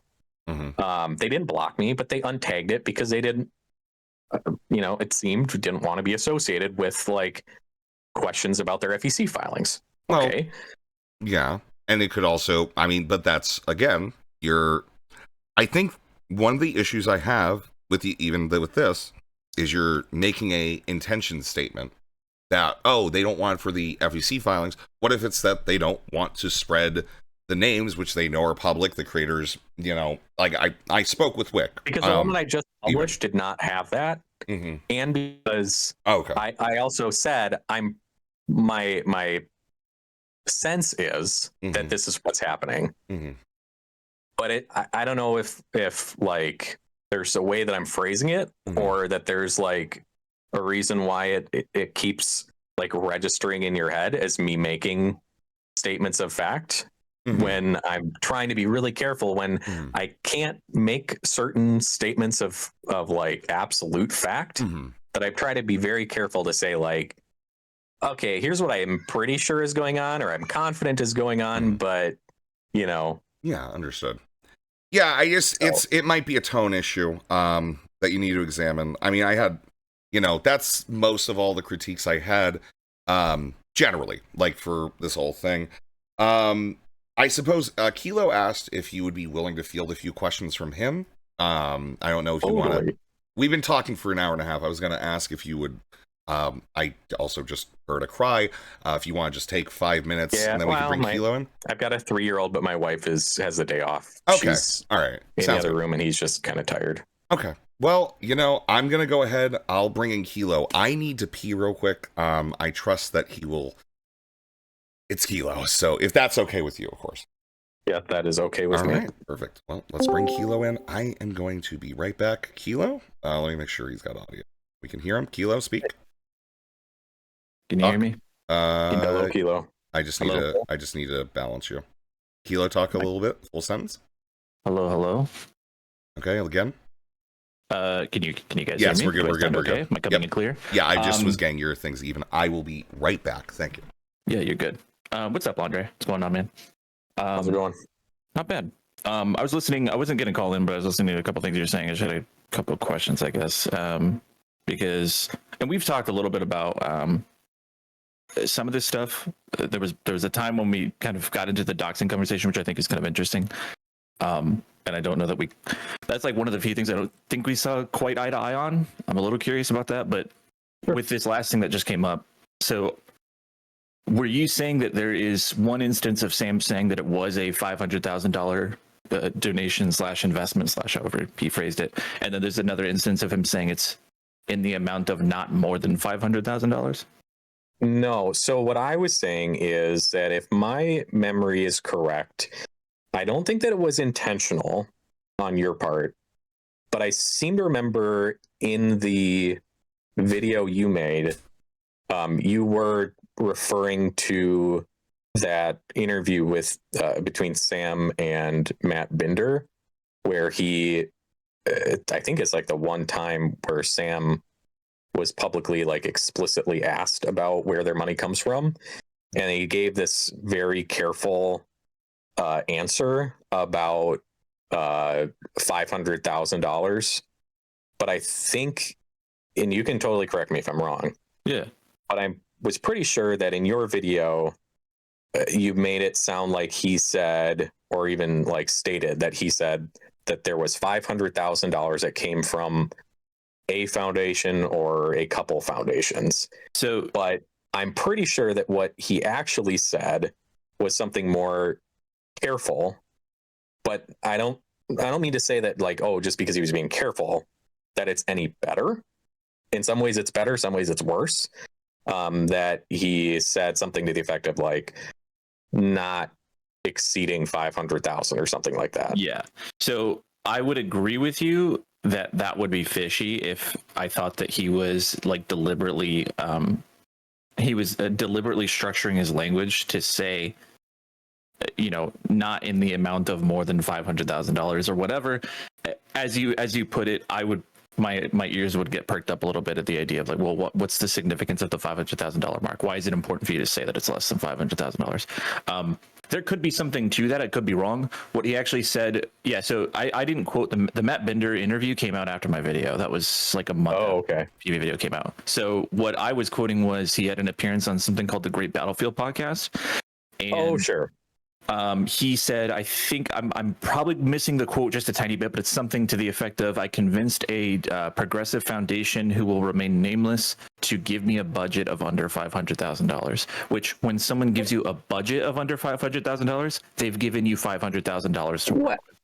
I mean, I okay, like I can agree with you to a point, but like if I'm going to agree with that, then I mean, I feel like a lot of the things that Rezi was saying before, and even I feel like something you kind of just said of like, you're sort of assuming to know the, like, what did you say? Like assuming to know the intent or whatever. But like in this case, I'm not saying it's an uneducated assumption that if you hear somebody say a budget of no more than $500,000, that what that actually means is a budget of 500,000.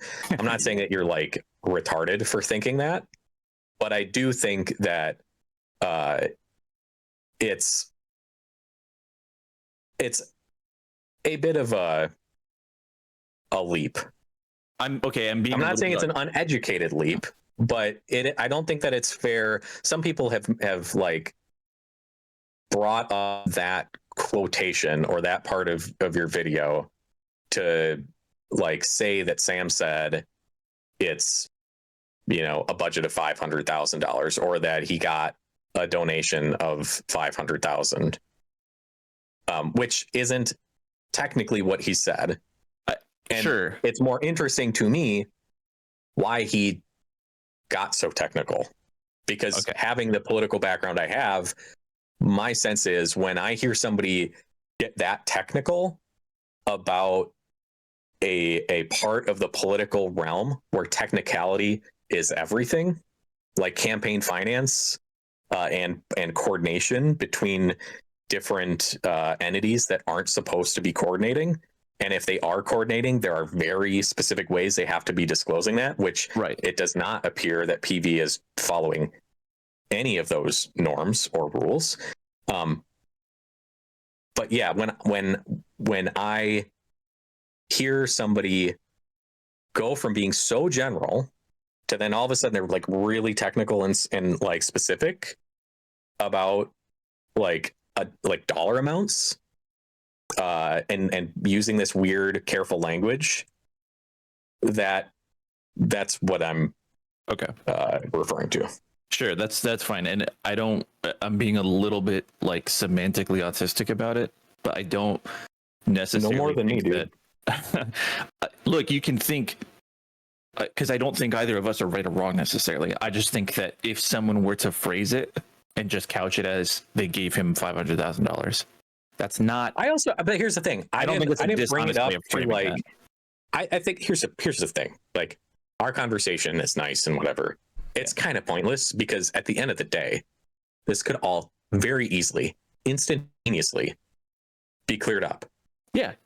If Sam would just fucking tell us where the money came from and where it has been coming from. My suspicion where they're spending it. My suspicion, and it seems like kind of intuitive, is that, and this was kind of revealed in the conversation with Binder, was that he might rely on this organization in the future and doesn't want to soil his relationship with them. So yeah, and I don't give a shit about that. No, I don't either. I don't give a shit either. I'm just explaining why he wouldn't do it if the organization that he is receiving funding from doesn't want their involvement, I guess, publicly. Well, but also, like, take a step back. Like, how fucking weird is it that an organization would give that much money and like say, hey, you better not tell us we're the ones who gave this to you. Yeah, Like, I don't think I don't get companies that. should be able to do that. I don't think that should be allowed. If you're going to be involved in these political processes, I don't think companies should have the companies specifically. I think individuals might be a little bit different, but I don't think you should be able to wage this like not insignificant amount of influence and just be completely exempt from any sort of like public repercussions to it, or like social consequences or anything like that. And I think that your like initial, I don't want you to interpret this as like me like I was trying to like bash your collective work. I just was trying to, acknowledge that I think there are some technicalities where, we can all try to make sure, even without getting the information directly from the source, try whenever we can to like be as close to accurate as possible. Sure. And obviously, Resi's done a good job of describing to me where I can do better in the future with that. But I also think this is a good like moment to kind of like pause and remind ourselves that when it comes to financing our elections and just how elections operate, there's money that comes in and money that goes out. And the incoming money, it's important to be able to know that, but it's also just as important to know how it's being spent. And I think your video did a really good job of bringing to people's attention that a very significant part of PV's financial situation comes from at least one instance of one basically anonymous mega donor.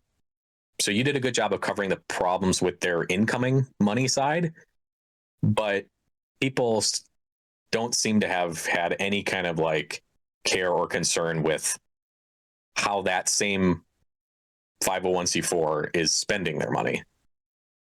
Because it's it's a problem on its own, that and it's one that like my tolerance for like weirdness of organizations I'd want to get involved with, if I found out that they're like deliberately hiding the bulk of their funding, I'd be like, yeah, I don't really feel good about this, I'm gonna back off, I think.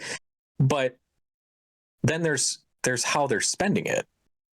And again, like, I think part of the reason why they don't want to disclose where their money's coming from is because then it also, like, what are they going to do? Like, if they don't want to show where their money's going either, do they think that they're going to like actually satisfy people if they just disclose like, okay, well, yeah, we'll be honest about like who that foundation was? Because I'd be like, okay, but I want to know like where all of your money's coming from.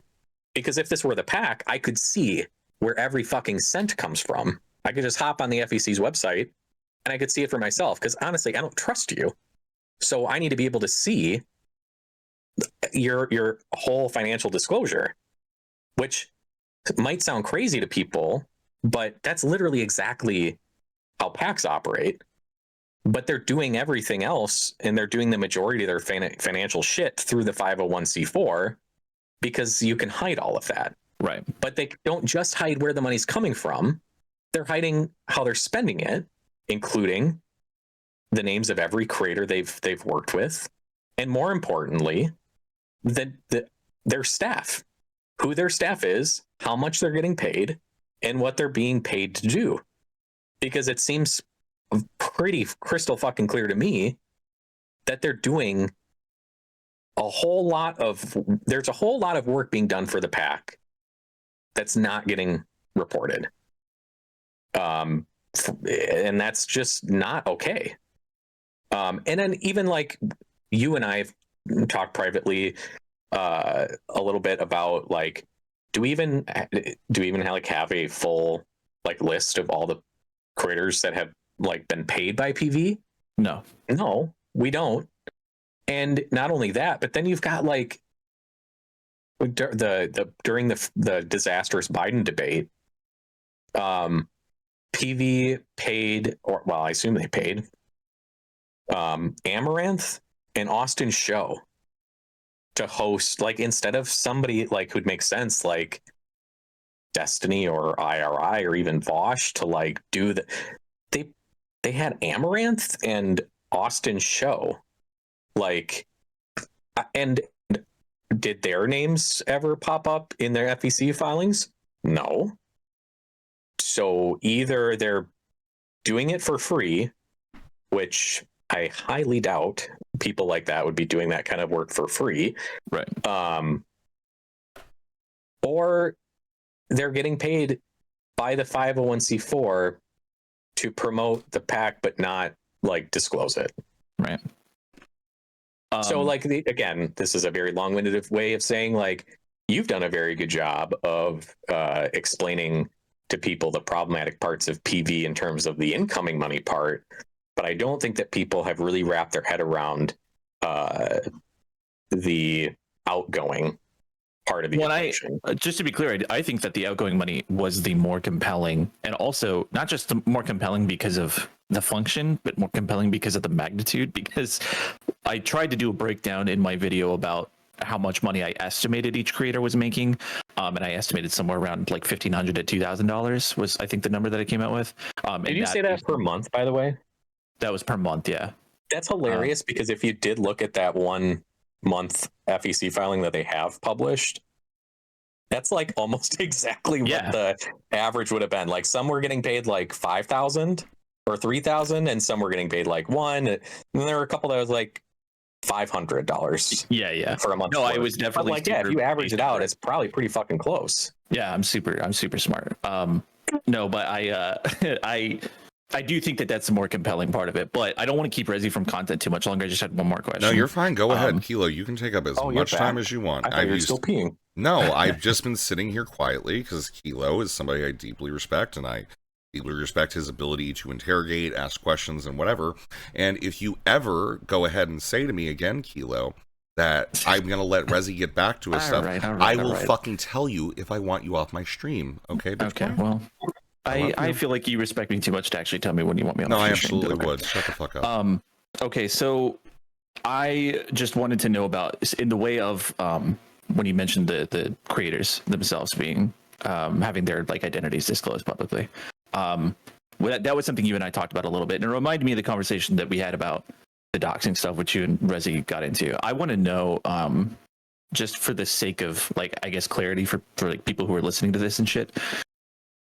Can we workshop, like, right now, a working definition for doxing? Because, like, I think here's the thing. I think you touched on something really important, was that the intent matters.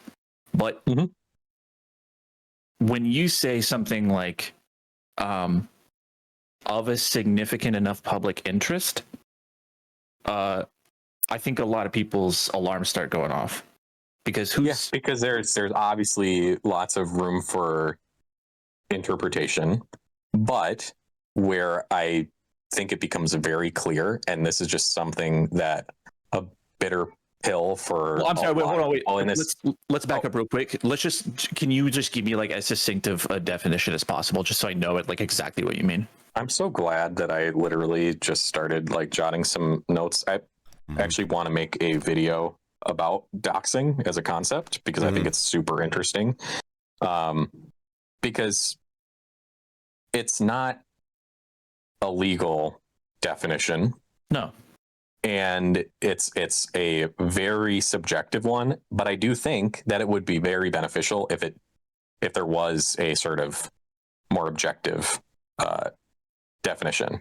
So if we're looking at doxing through the lens of PV,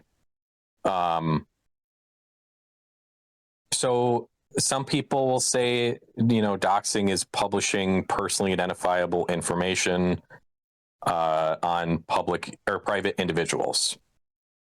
I don't know if, so that's publishing personally identifiable information is obviously like a core part of doxing conceptually. That's requisite, yeah. Related to a private individual. Yeah. Now, the tricky part is some people, it's really a lot about like the private individual part of it. Because if you look at like laws related to defamation, for example, a person could be a public figure kind of by default, but they can become almost like a temporary public figure if they engage in like a public controversy.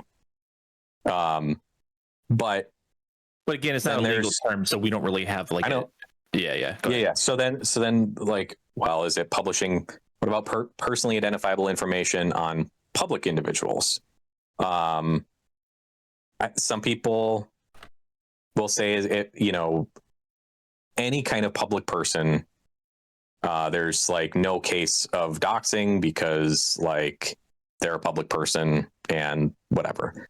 I'm not sure that I agree with that definition, because I do think that, kind of like with defamation, the intent matters tremendously, whether they're a private or public person, and whether or not there's a valid public interest. So for me, I guess I see doxing. I'm trying to think of the right way to phrase this so that I'm giving you the answer of what my definition of doxing would be, not what it isn't. I guess it would be publishing personally identifiable information on a otherwise private individual with malicious intent, and where there is no valid public interest for publishing any sort of identifiable information. Okay, so I think you're going to lose probably me and a lot of people on that last part, because I think I'm with you up until, so yeah, I'm not. My definition is the disclosure or release of personally identifiable information against someone's consent. So that's kind of the private individual thing. Because you can't, if someone's like, you share my name and I'm like, oh, I don't care, you didn't really dox me, then, but it's for the purposes of targeted harm or harassment. And I don't think. Yeah, and I think by the way, I don't think that there's any form of this kind of like disclosure where if there's like malicious intent just to harm the person and not to like serve a like valid purpose of like let's say you find out like your neighbor like is a dog rapist. Like there's a valid public interest for like dog owners to know, just like if there's like a pet. I think that there's yeah, but I don't think that the first thing that you would go to do is dox that person. I think you would just report them to the authorities because they're breaking laws about that sort of thing. I just want to know. I know, but I think touching on it though. That's why. That's what would generate the public interest. Is something that's without my consent. I'm going to. I just want to know what, if you can imagine a scenario that involves something that is a quote unquote significant enough public interest or a valid public interest or whatever, that doesn't meet the threshold of requiring like intervention by the authorities. Like it's not criminal or something. Can you maybe rephrase that? I'm sorry. I want to know if you can think of a scenario where you would consider it to be of a valid public interest, but not because to me it's like if someone's a dog rapist, I am going to the police. If someone committed sexual assault, I'm reporting it to the authorities. If someone, whatever. There's not really a scenario I can think of where I would consider something to be of valid public interest that doesn't involve me just going to the police. Well, I could think of a lot of scenarios, but can we like make it more particular to this, and then maybe like expand out from there rather than the inverse? Yeah, what we can talk about. I suppose. I get so. Go ahead, like how would you, if you were to like, I guess, steelman the position that telling people, hey, if you want to know who's influencing your elections, here's how you can find out. Go to this link. And you could, for example, if you're a voter in New York and you want to know who's trying to influence your vote for a very consequential congressional election, you have every right and reason to know who's behind it, who's coordinating the door knockers, who the door knockers are, how they're raising money for that.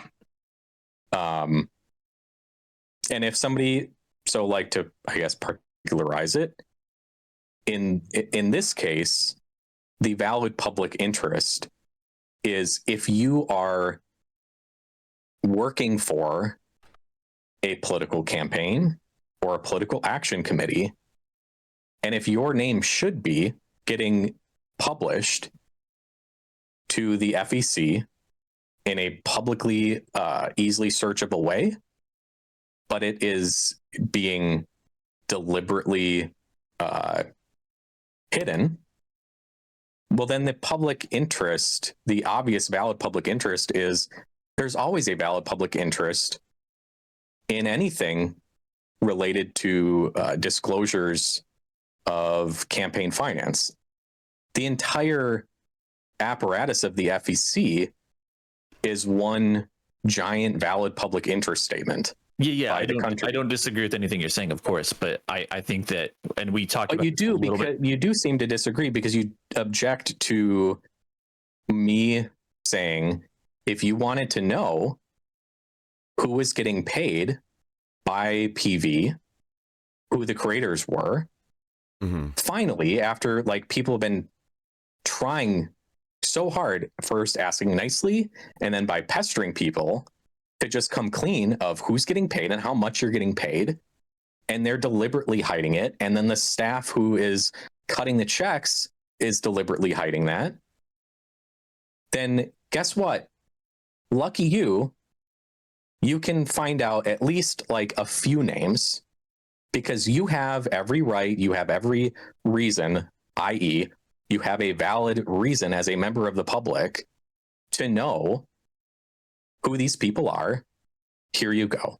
Can we, just to send to the conversation. That's not doxing, in my opinion. Well, just to send to the conversation, this came up originally because of the document that the FEC published for their, I think it was their July earnings or reports or whatever it was, disbursements. Yeah. And that document contained like particularly personally identifiable information. Like as much as you could possibly want. Supposed to. No, and by the way, every single monthly report that they have ever published prior to that, which dates back years, should have included every single creator, not just the like 7 or 8 who showed up in this one random month. So I agree. My problem is at this point in time, it still seems like, it seems like you agree with me on this. It's not immediately clear that PV made the creators aware that this was. So I don't think that anyone on PV knew that that was going to be an aspect of their involvement with PV. And if you're working for a political organization, and then any one of those people who supposedly are in that situation are welcome to tell me that. But to date, none of the PV creators that we know have been paid by them have contacted me like of their own accord, or even have like reciprocated my outreach to them to try to get information. Yeah, but Landre, that document was not only shared by you. That document was shared in a lot of places. So I imagine. Don't care. It's a public document that is serving the exact purpose it's there to serve. I feel like you're misunderstanding me. Again, my definition relies on a lack of consent. They can't consent to the PII being released. So while I think that it's a good regulation to have, that this information should be made publicly available, if people, when they sign up for the organization, are not aware that that's going to be expected of them, then to later release that information is... Let me just ask you explicitly then, do you, well, 2 things. One, have you, because none of these creators have ever raised this objection to me directly. They probably went to PV directly is what I would imagine. Which kind of makes sense why all of a sudden the next month, nobody's name showed up again. Right. But that actually makes them look much worse. But either way, I wanted to ask you directly then. Yeah. Because nobody's come to me, but you're making it sound like maybe they've come to you to tell you explicitly, I didn't know that my information was going to be published on the FEC's website. I can't quote anyone, and I can't say 100% with certainty that that is the case, but that's just what I sort of gather. I'm sort of based on the limited conversation. Okay, but if I'm gonna like put a pause on like something that I think is the like in the valid, like in the realm of valid public interest, and just like this is how it's supposed to work, well then I'm gonna need more than like, well, I think maybe somebody might have been possibly misled. Which again, I'll be their number one ally if they were actually misled by PV. If they were told, I'm not gonna like if they were told as creators, we can promise you that we will keep your name private. Well, fuck PV for saying that. Then when you're an online creator, you don't even have the expectation. Okay, so first of all, I don't think that there's anyone who works for the organization, even as like a staff member, but much less as a contractor, that's super aware of all of the FEC guidelines and regulations. So I don't. But think you don't think their staff? I do actually. You don't think Sanders Mala knows? No, I don't. Think, I don't think they all. Go ahead, Rezi. I do want to offer one thing. I did have a private communication with Wick when that happened, Laundry, because I was like, all right, I talked to you, and I was like, I'm just going to send him a message so he knows what's up in case, people start getting weird. And he's like, yeah, no, I've prepared for this for a while, so, like, but that also could just be him being an online creator. We don't know if that's even just or even from just the being thing, right? smart enough to know, like, Yeah. oh, well, if I work for APAC, well, my name's going to be publicized. I mean, in that respect, like with all the love in the world to somebody like Wick, like he like these people kind of got lucky. Like if you're going to put it in like the realm of like it was a good thing for them that their names weren't publicized, even though they were supposed to be for months and months and months and months, and one random month they were.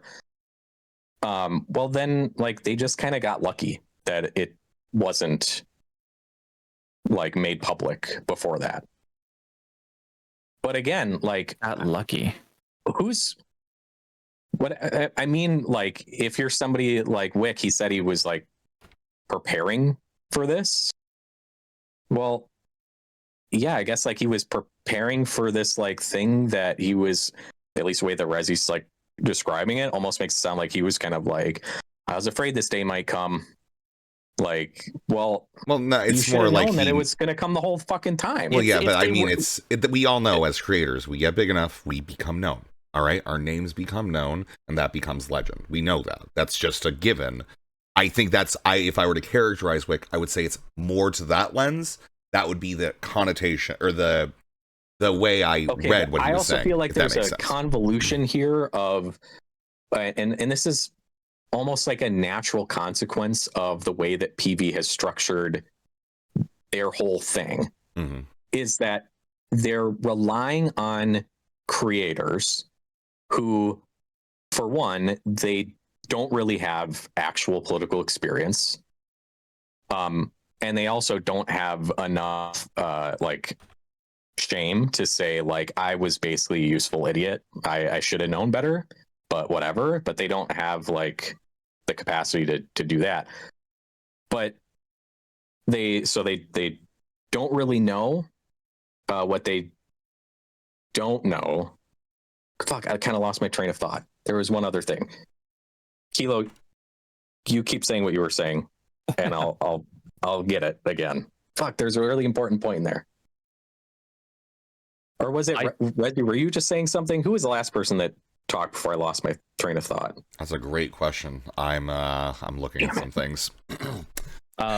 We have been going for a while, so I don't want to be like we should wrap this up. Like end it there. Well, no, I'm not going to end it there. I'm just saying. No, I'm saying it more of like a no. We don't need to wrap it up, but like at some point, I think I mean, we've been going for about 2 hours now. I think that's I mean, we could have a more conversation, but I mean, I know I'm personally getting to the point where I'm like, I would like to re-examine some things, maybe come back to it again. That's where I'm getting to. But again, I don't want to deny Kilo or you if you guys want to keep going. I just want to keep that in note, just so that way we have the, good conversation. I don't want to like have us derail into I don't knows and worthless statements. For sure. Yeah.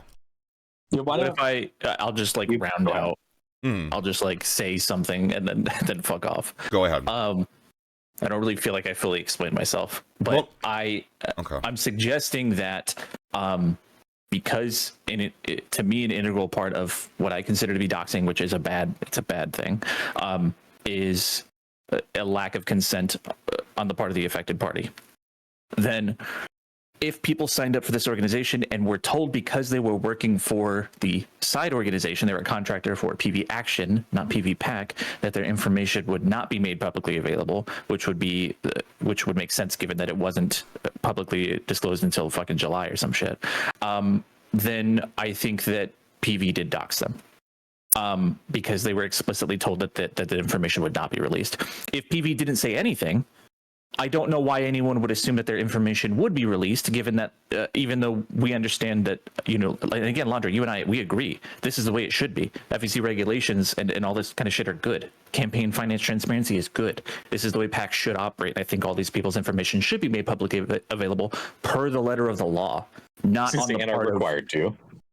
Sure, but we also know that that's not really how in the landscape of campaigns and general election finance and all this shit, how this shit works right now is that's not really standard practice, right? We even acknowledge. I wouldn't agree with that entirely, but that's fine. I don't think that PV is an outlier, I guess is a better way of phrasing them. I think that this is probably. I really like your perspective on a lot of this, but it drives me nuts when anytime anybody says, I'm not saying that as a justification. Like I'm not saying that. Like, this is not and I think I talked with it was started my conversation with Rezi talking about this. Mm. There are ways that PV is operating that you are right, are not that unique, but are still bad. But then there is a whole nother layer that everybody seems to want to ignore or not like parse out at all, where it is very unique and very bad. And before I lose it again, the second part, the thing that I almost forgot, was unfortunately PV not only reached out to creators who don't have a lot of actual experience and therefore don't know these basic things, but also they are, their career has been made as online personalities, online content creators. And in that space, you can call yourself Kilo the Giant or Rezi or Wick, and to just go out and publish Wick's name or either of your names and your address just for the lulz, that would be fucked up and certainly doxing. And I think a lot of these people, if I'm being still charitable, I think there's a very good chance, I should say, that a lot of these people got into PV because they, or at least with the assumption that this is just kind of an extension of their online personality, where, there is no real valid public interest in knowing like the name or, address of one of these creators working for a PAC if they were just, a YouTuber, like sharing their opinions. But the issue is when you cross into the world of electioneering, of trying to influence the outcomes of elections, then you're playing on a completely different field where the anonymity that you feel entitled to and are sort of just granted as a streamer or YouTuber, you don't get that when you are trying to influence the outcome of an election. And just because you're used to that and you were surprised that this new world doesn't operate by the exact same rules as the one you're used to working in,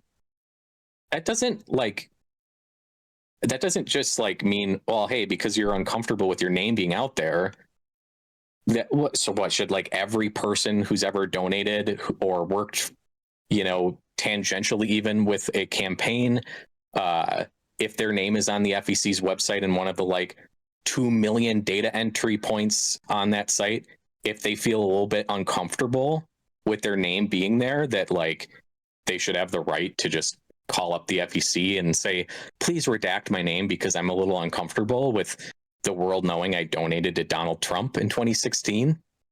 Like that's absurd. Is it explicitly and it's stated unfortunate that I think that these people, at least some of them, got into it in a very ignorant, a place of ignorance, of not knowing the rules, but then also of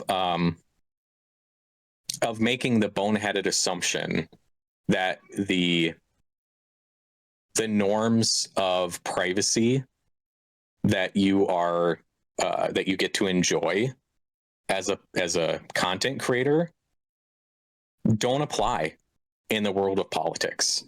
When you act like, and not just like political commentary, when you actually start to I understand real electioneering. I just think that to take that into your own hands is where it crosses the line into something that I think is either at the very least negligent. It's in the entirety of the public's hands, though, is the issue. It's in everybody has a right and has direct access to that information.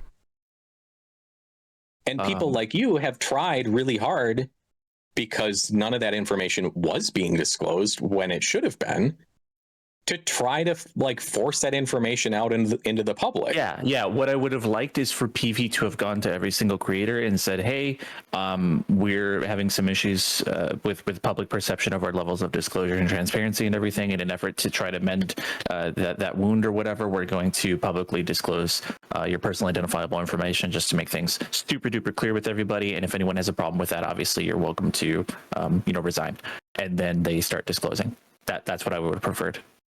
But not and I mean, that's great that you prefer that, but like, and then we like campaign finance laws, regulations, norms, whatever, don't apply on an individual basis based on how we feel about a thing. I think that's fine. I'm not trying to be a dick, but I mean, like, that's just like the all right truth of it. Well, I think I'm gonna I'll just message you about it later, because that's fine. I'll just like, I want to end with like restating something I know I've said to you privately, but I think both of us have almost said it publicly here, but I think it's worth just stating that I have a non-zero amount of sympathy for the creators, because I do think, as I said to Rezi at the very beginning, that most of them probably got in it for several reasons, but one of them, I have to believe most of them got into it with good intentions. Yeah, it was easy money too, so they probably liked that idea. But I think that they probably all got into it for the right reasons. And if they, as adults, didn't ask obvious questions, I do still feel a little bit of sympathy for them. But I feel a lot of sympathy for them if, as you've said is a possibility, and as we've talked about privately, maybe a possibility, is that they were either misled or lied to by PV about what kind of disclosures are going to be involved here and how their anonymity is going to be affected by that. But I also, again, like, I feel like I've said this to you privately too, if your anonymity is important to you, and if you've been a creator for long enough to, get PV's attention, then you probably like have a level of like professionalism and genuine concern for your anonymity that would be an obvious question you would ask them. And I feel sympathetic to them, to the creators, if they ask those questions and were lied to or misled. But if they didn't ask those questions at all, I have a lot. It's very hard for me to find a way to be sympathetic.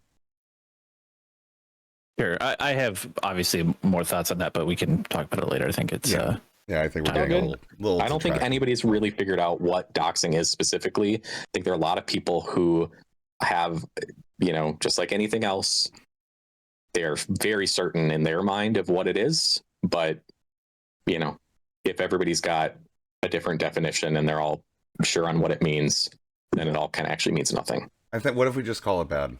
What about, it's bad action, good action. Like, we have this common, whatever, this is a bad thing to do. We use a simpler word to do that we use called doxing. I want to cap this off. I do think, I'm going to let you guys get the last words, both of you. I do think, Laundry, when it comes to like the stop anti-Semitism stuff, I would say that is absolutely doxing. I do think you did have some malicious intent there. Whether you thought it was public interest or good, I do think there was malice that was there. If that group that you're working with is, just you wear a pin and they start trying to go ahead and get on your ass and shit, gonna be honest, I really think you might want to take a few steps back to realize that group is no better than Libs of TikTok, even if you agree with them. For public record, I have pretty well ceased to do anything with them for probably like a year at this point. I know. And the example I brought up of the pin shit is is like a contemporary example of like where the drift led them. Yeah. But yes, I have moved away from that group based on the way that they've drifted. I just want to make that point. Yeah, and that's fair. And I think I have some examples of some tweets that I'll send to you that I think it's very difficult for me to even see this as something I would like to leave up on my personal public profile. And review it, and I think we should have that conversation at another time, because I do think I have a very strong disagreement with you based on some of these that I've found. Sure. But again, I think we can hammer that out in the future, and we can talk about it again at some point. That's totally fine, and I hope if anything else, I've made it clear through our conversation that I am more than willing to acknowledge when I feel like, oh, I shouldn't have said that thing or said that thing that way, or I presented it poorly. So I've deleted, stupid tweets I've made before. So if you want to bring some to my attention, we can talk about them privately. And if they're, I'll send really you. Stupid, I'll send you. I'd be happy to get rid of them. Understood. I will send you a list after the stream. I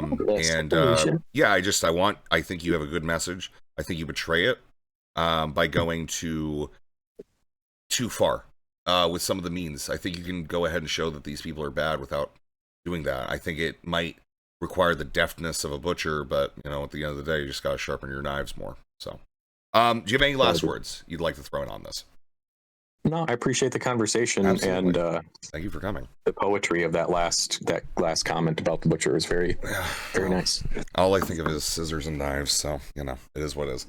Well, you take care of yourself. I'll get you that list, and we will review this in the future. All right, take care. Sounds great. You good? Thanks for your time. No problem. Bye. See you.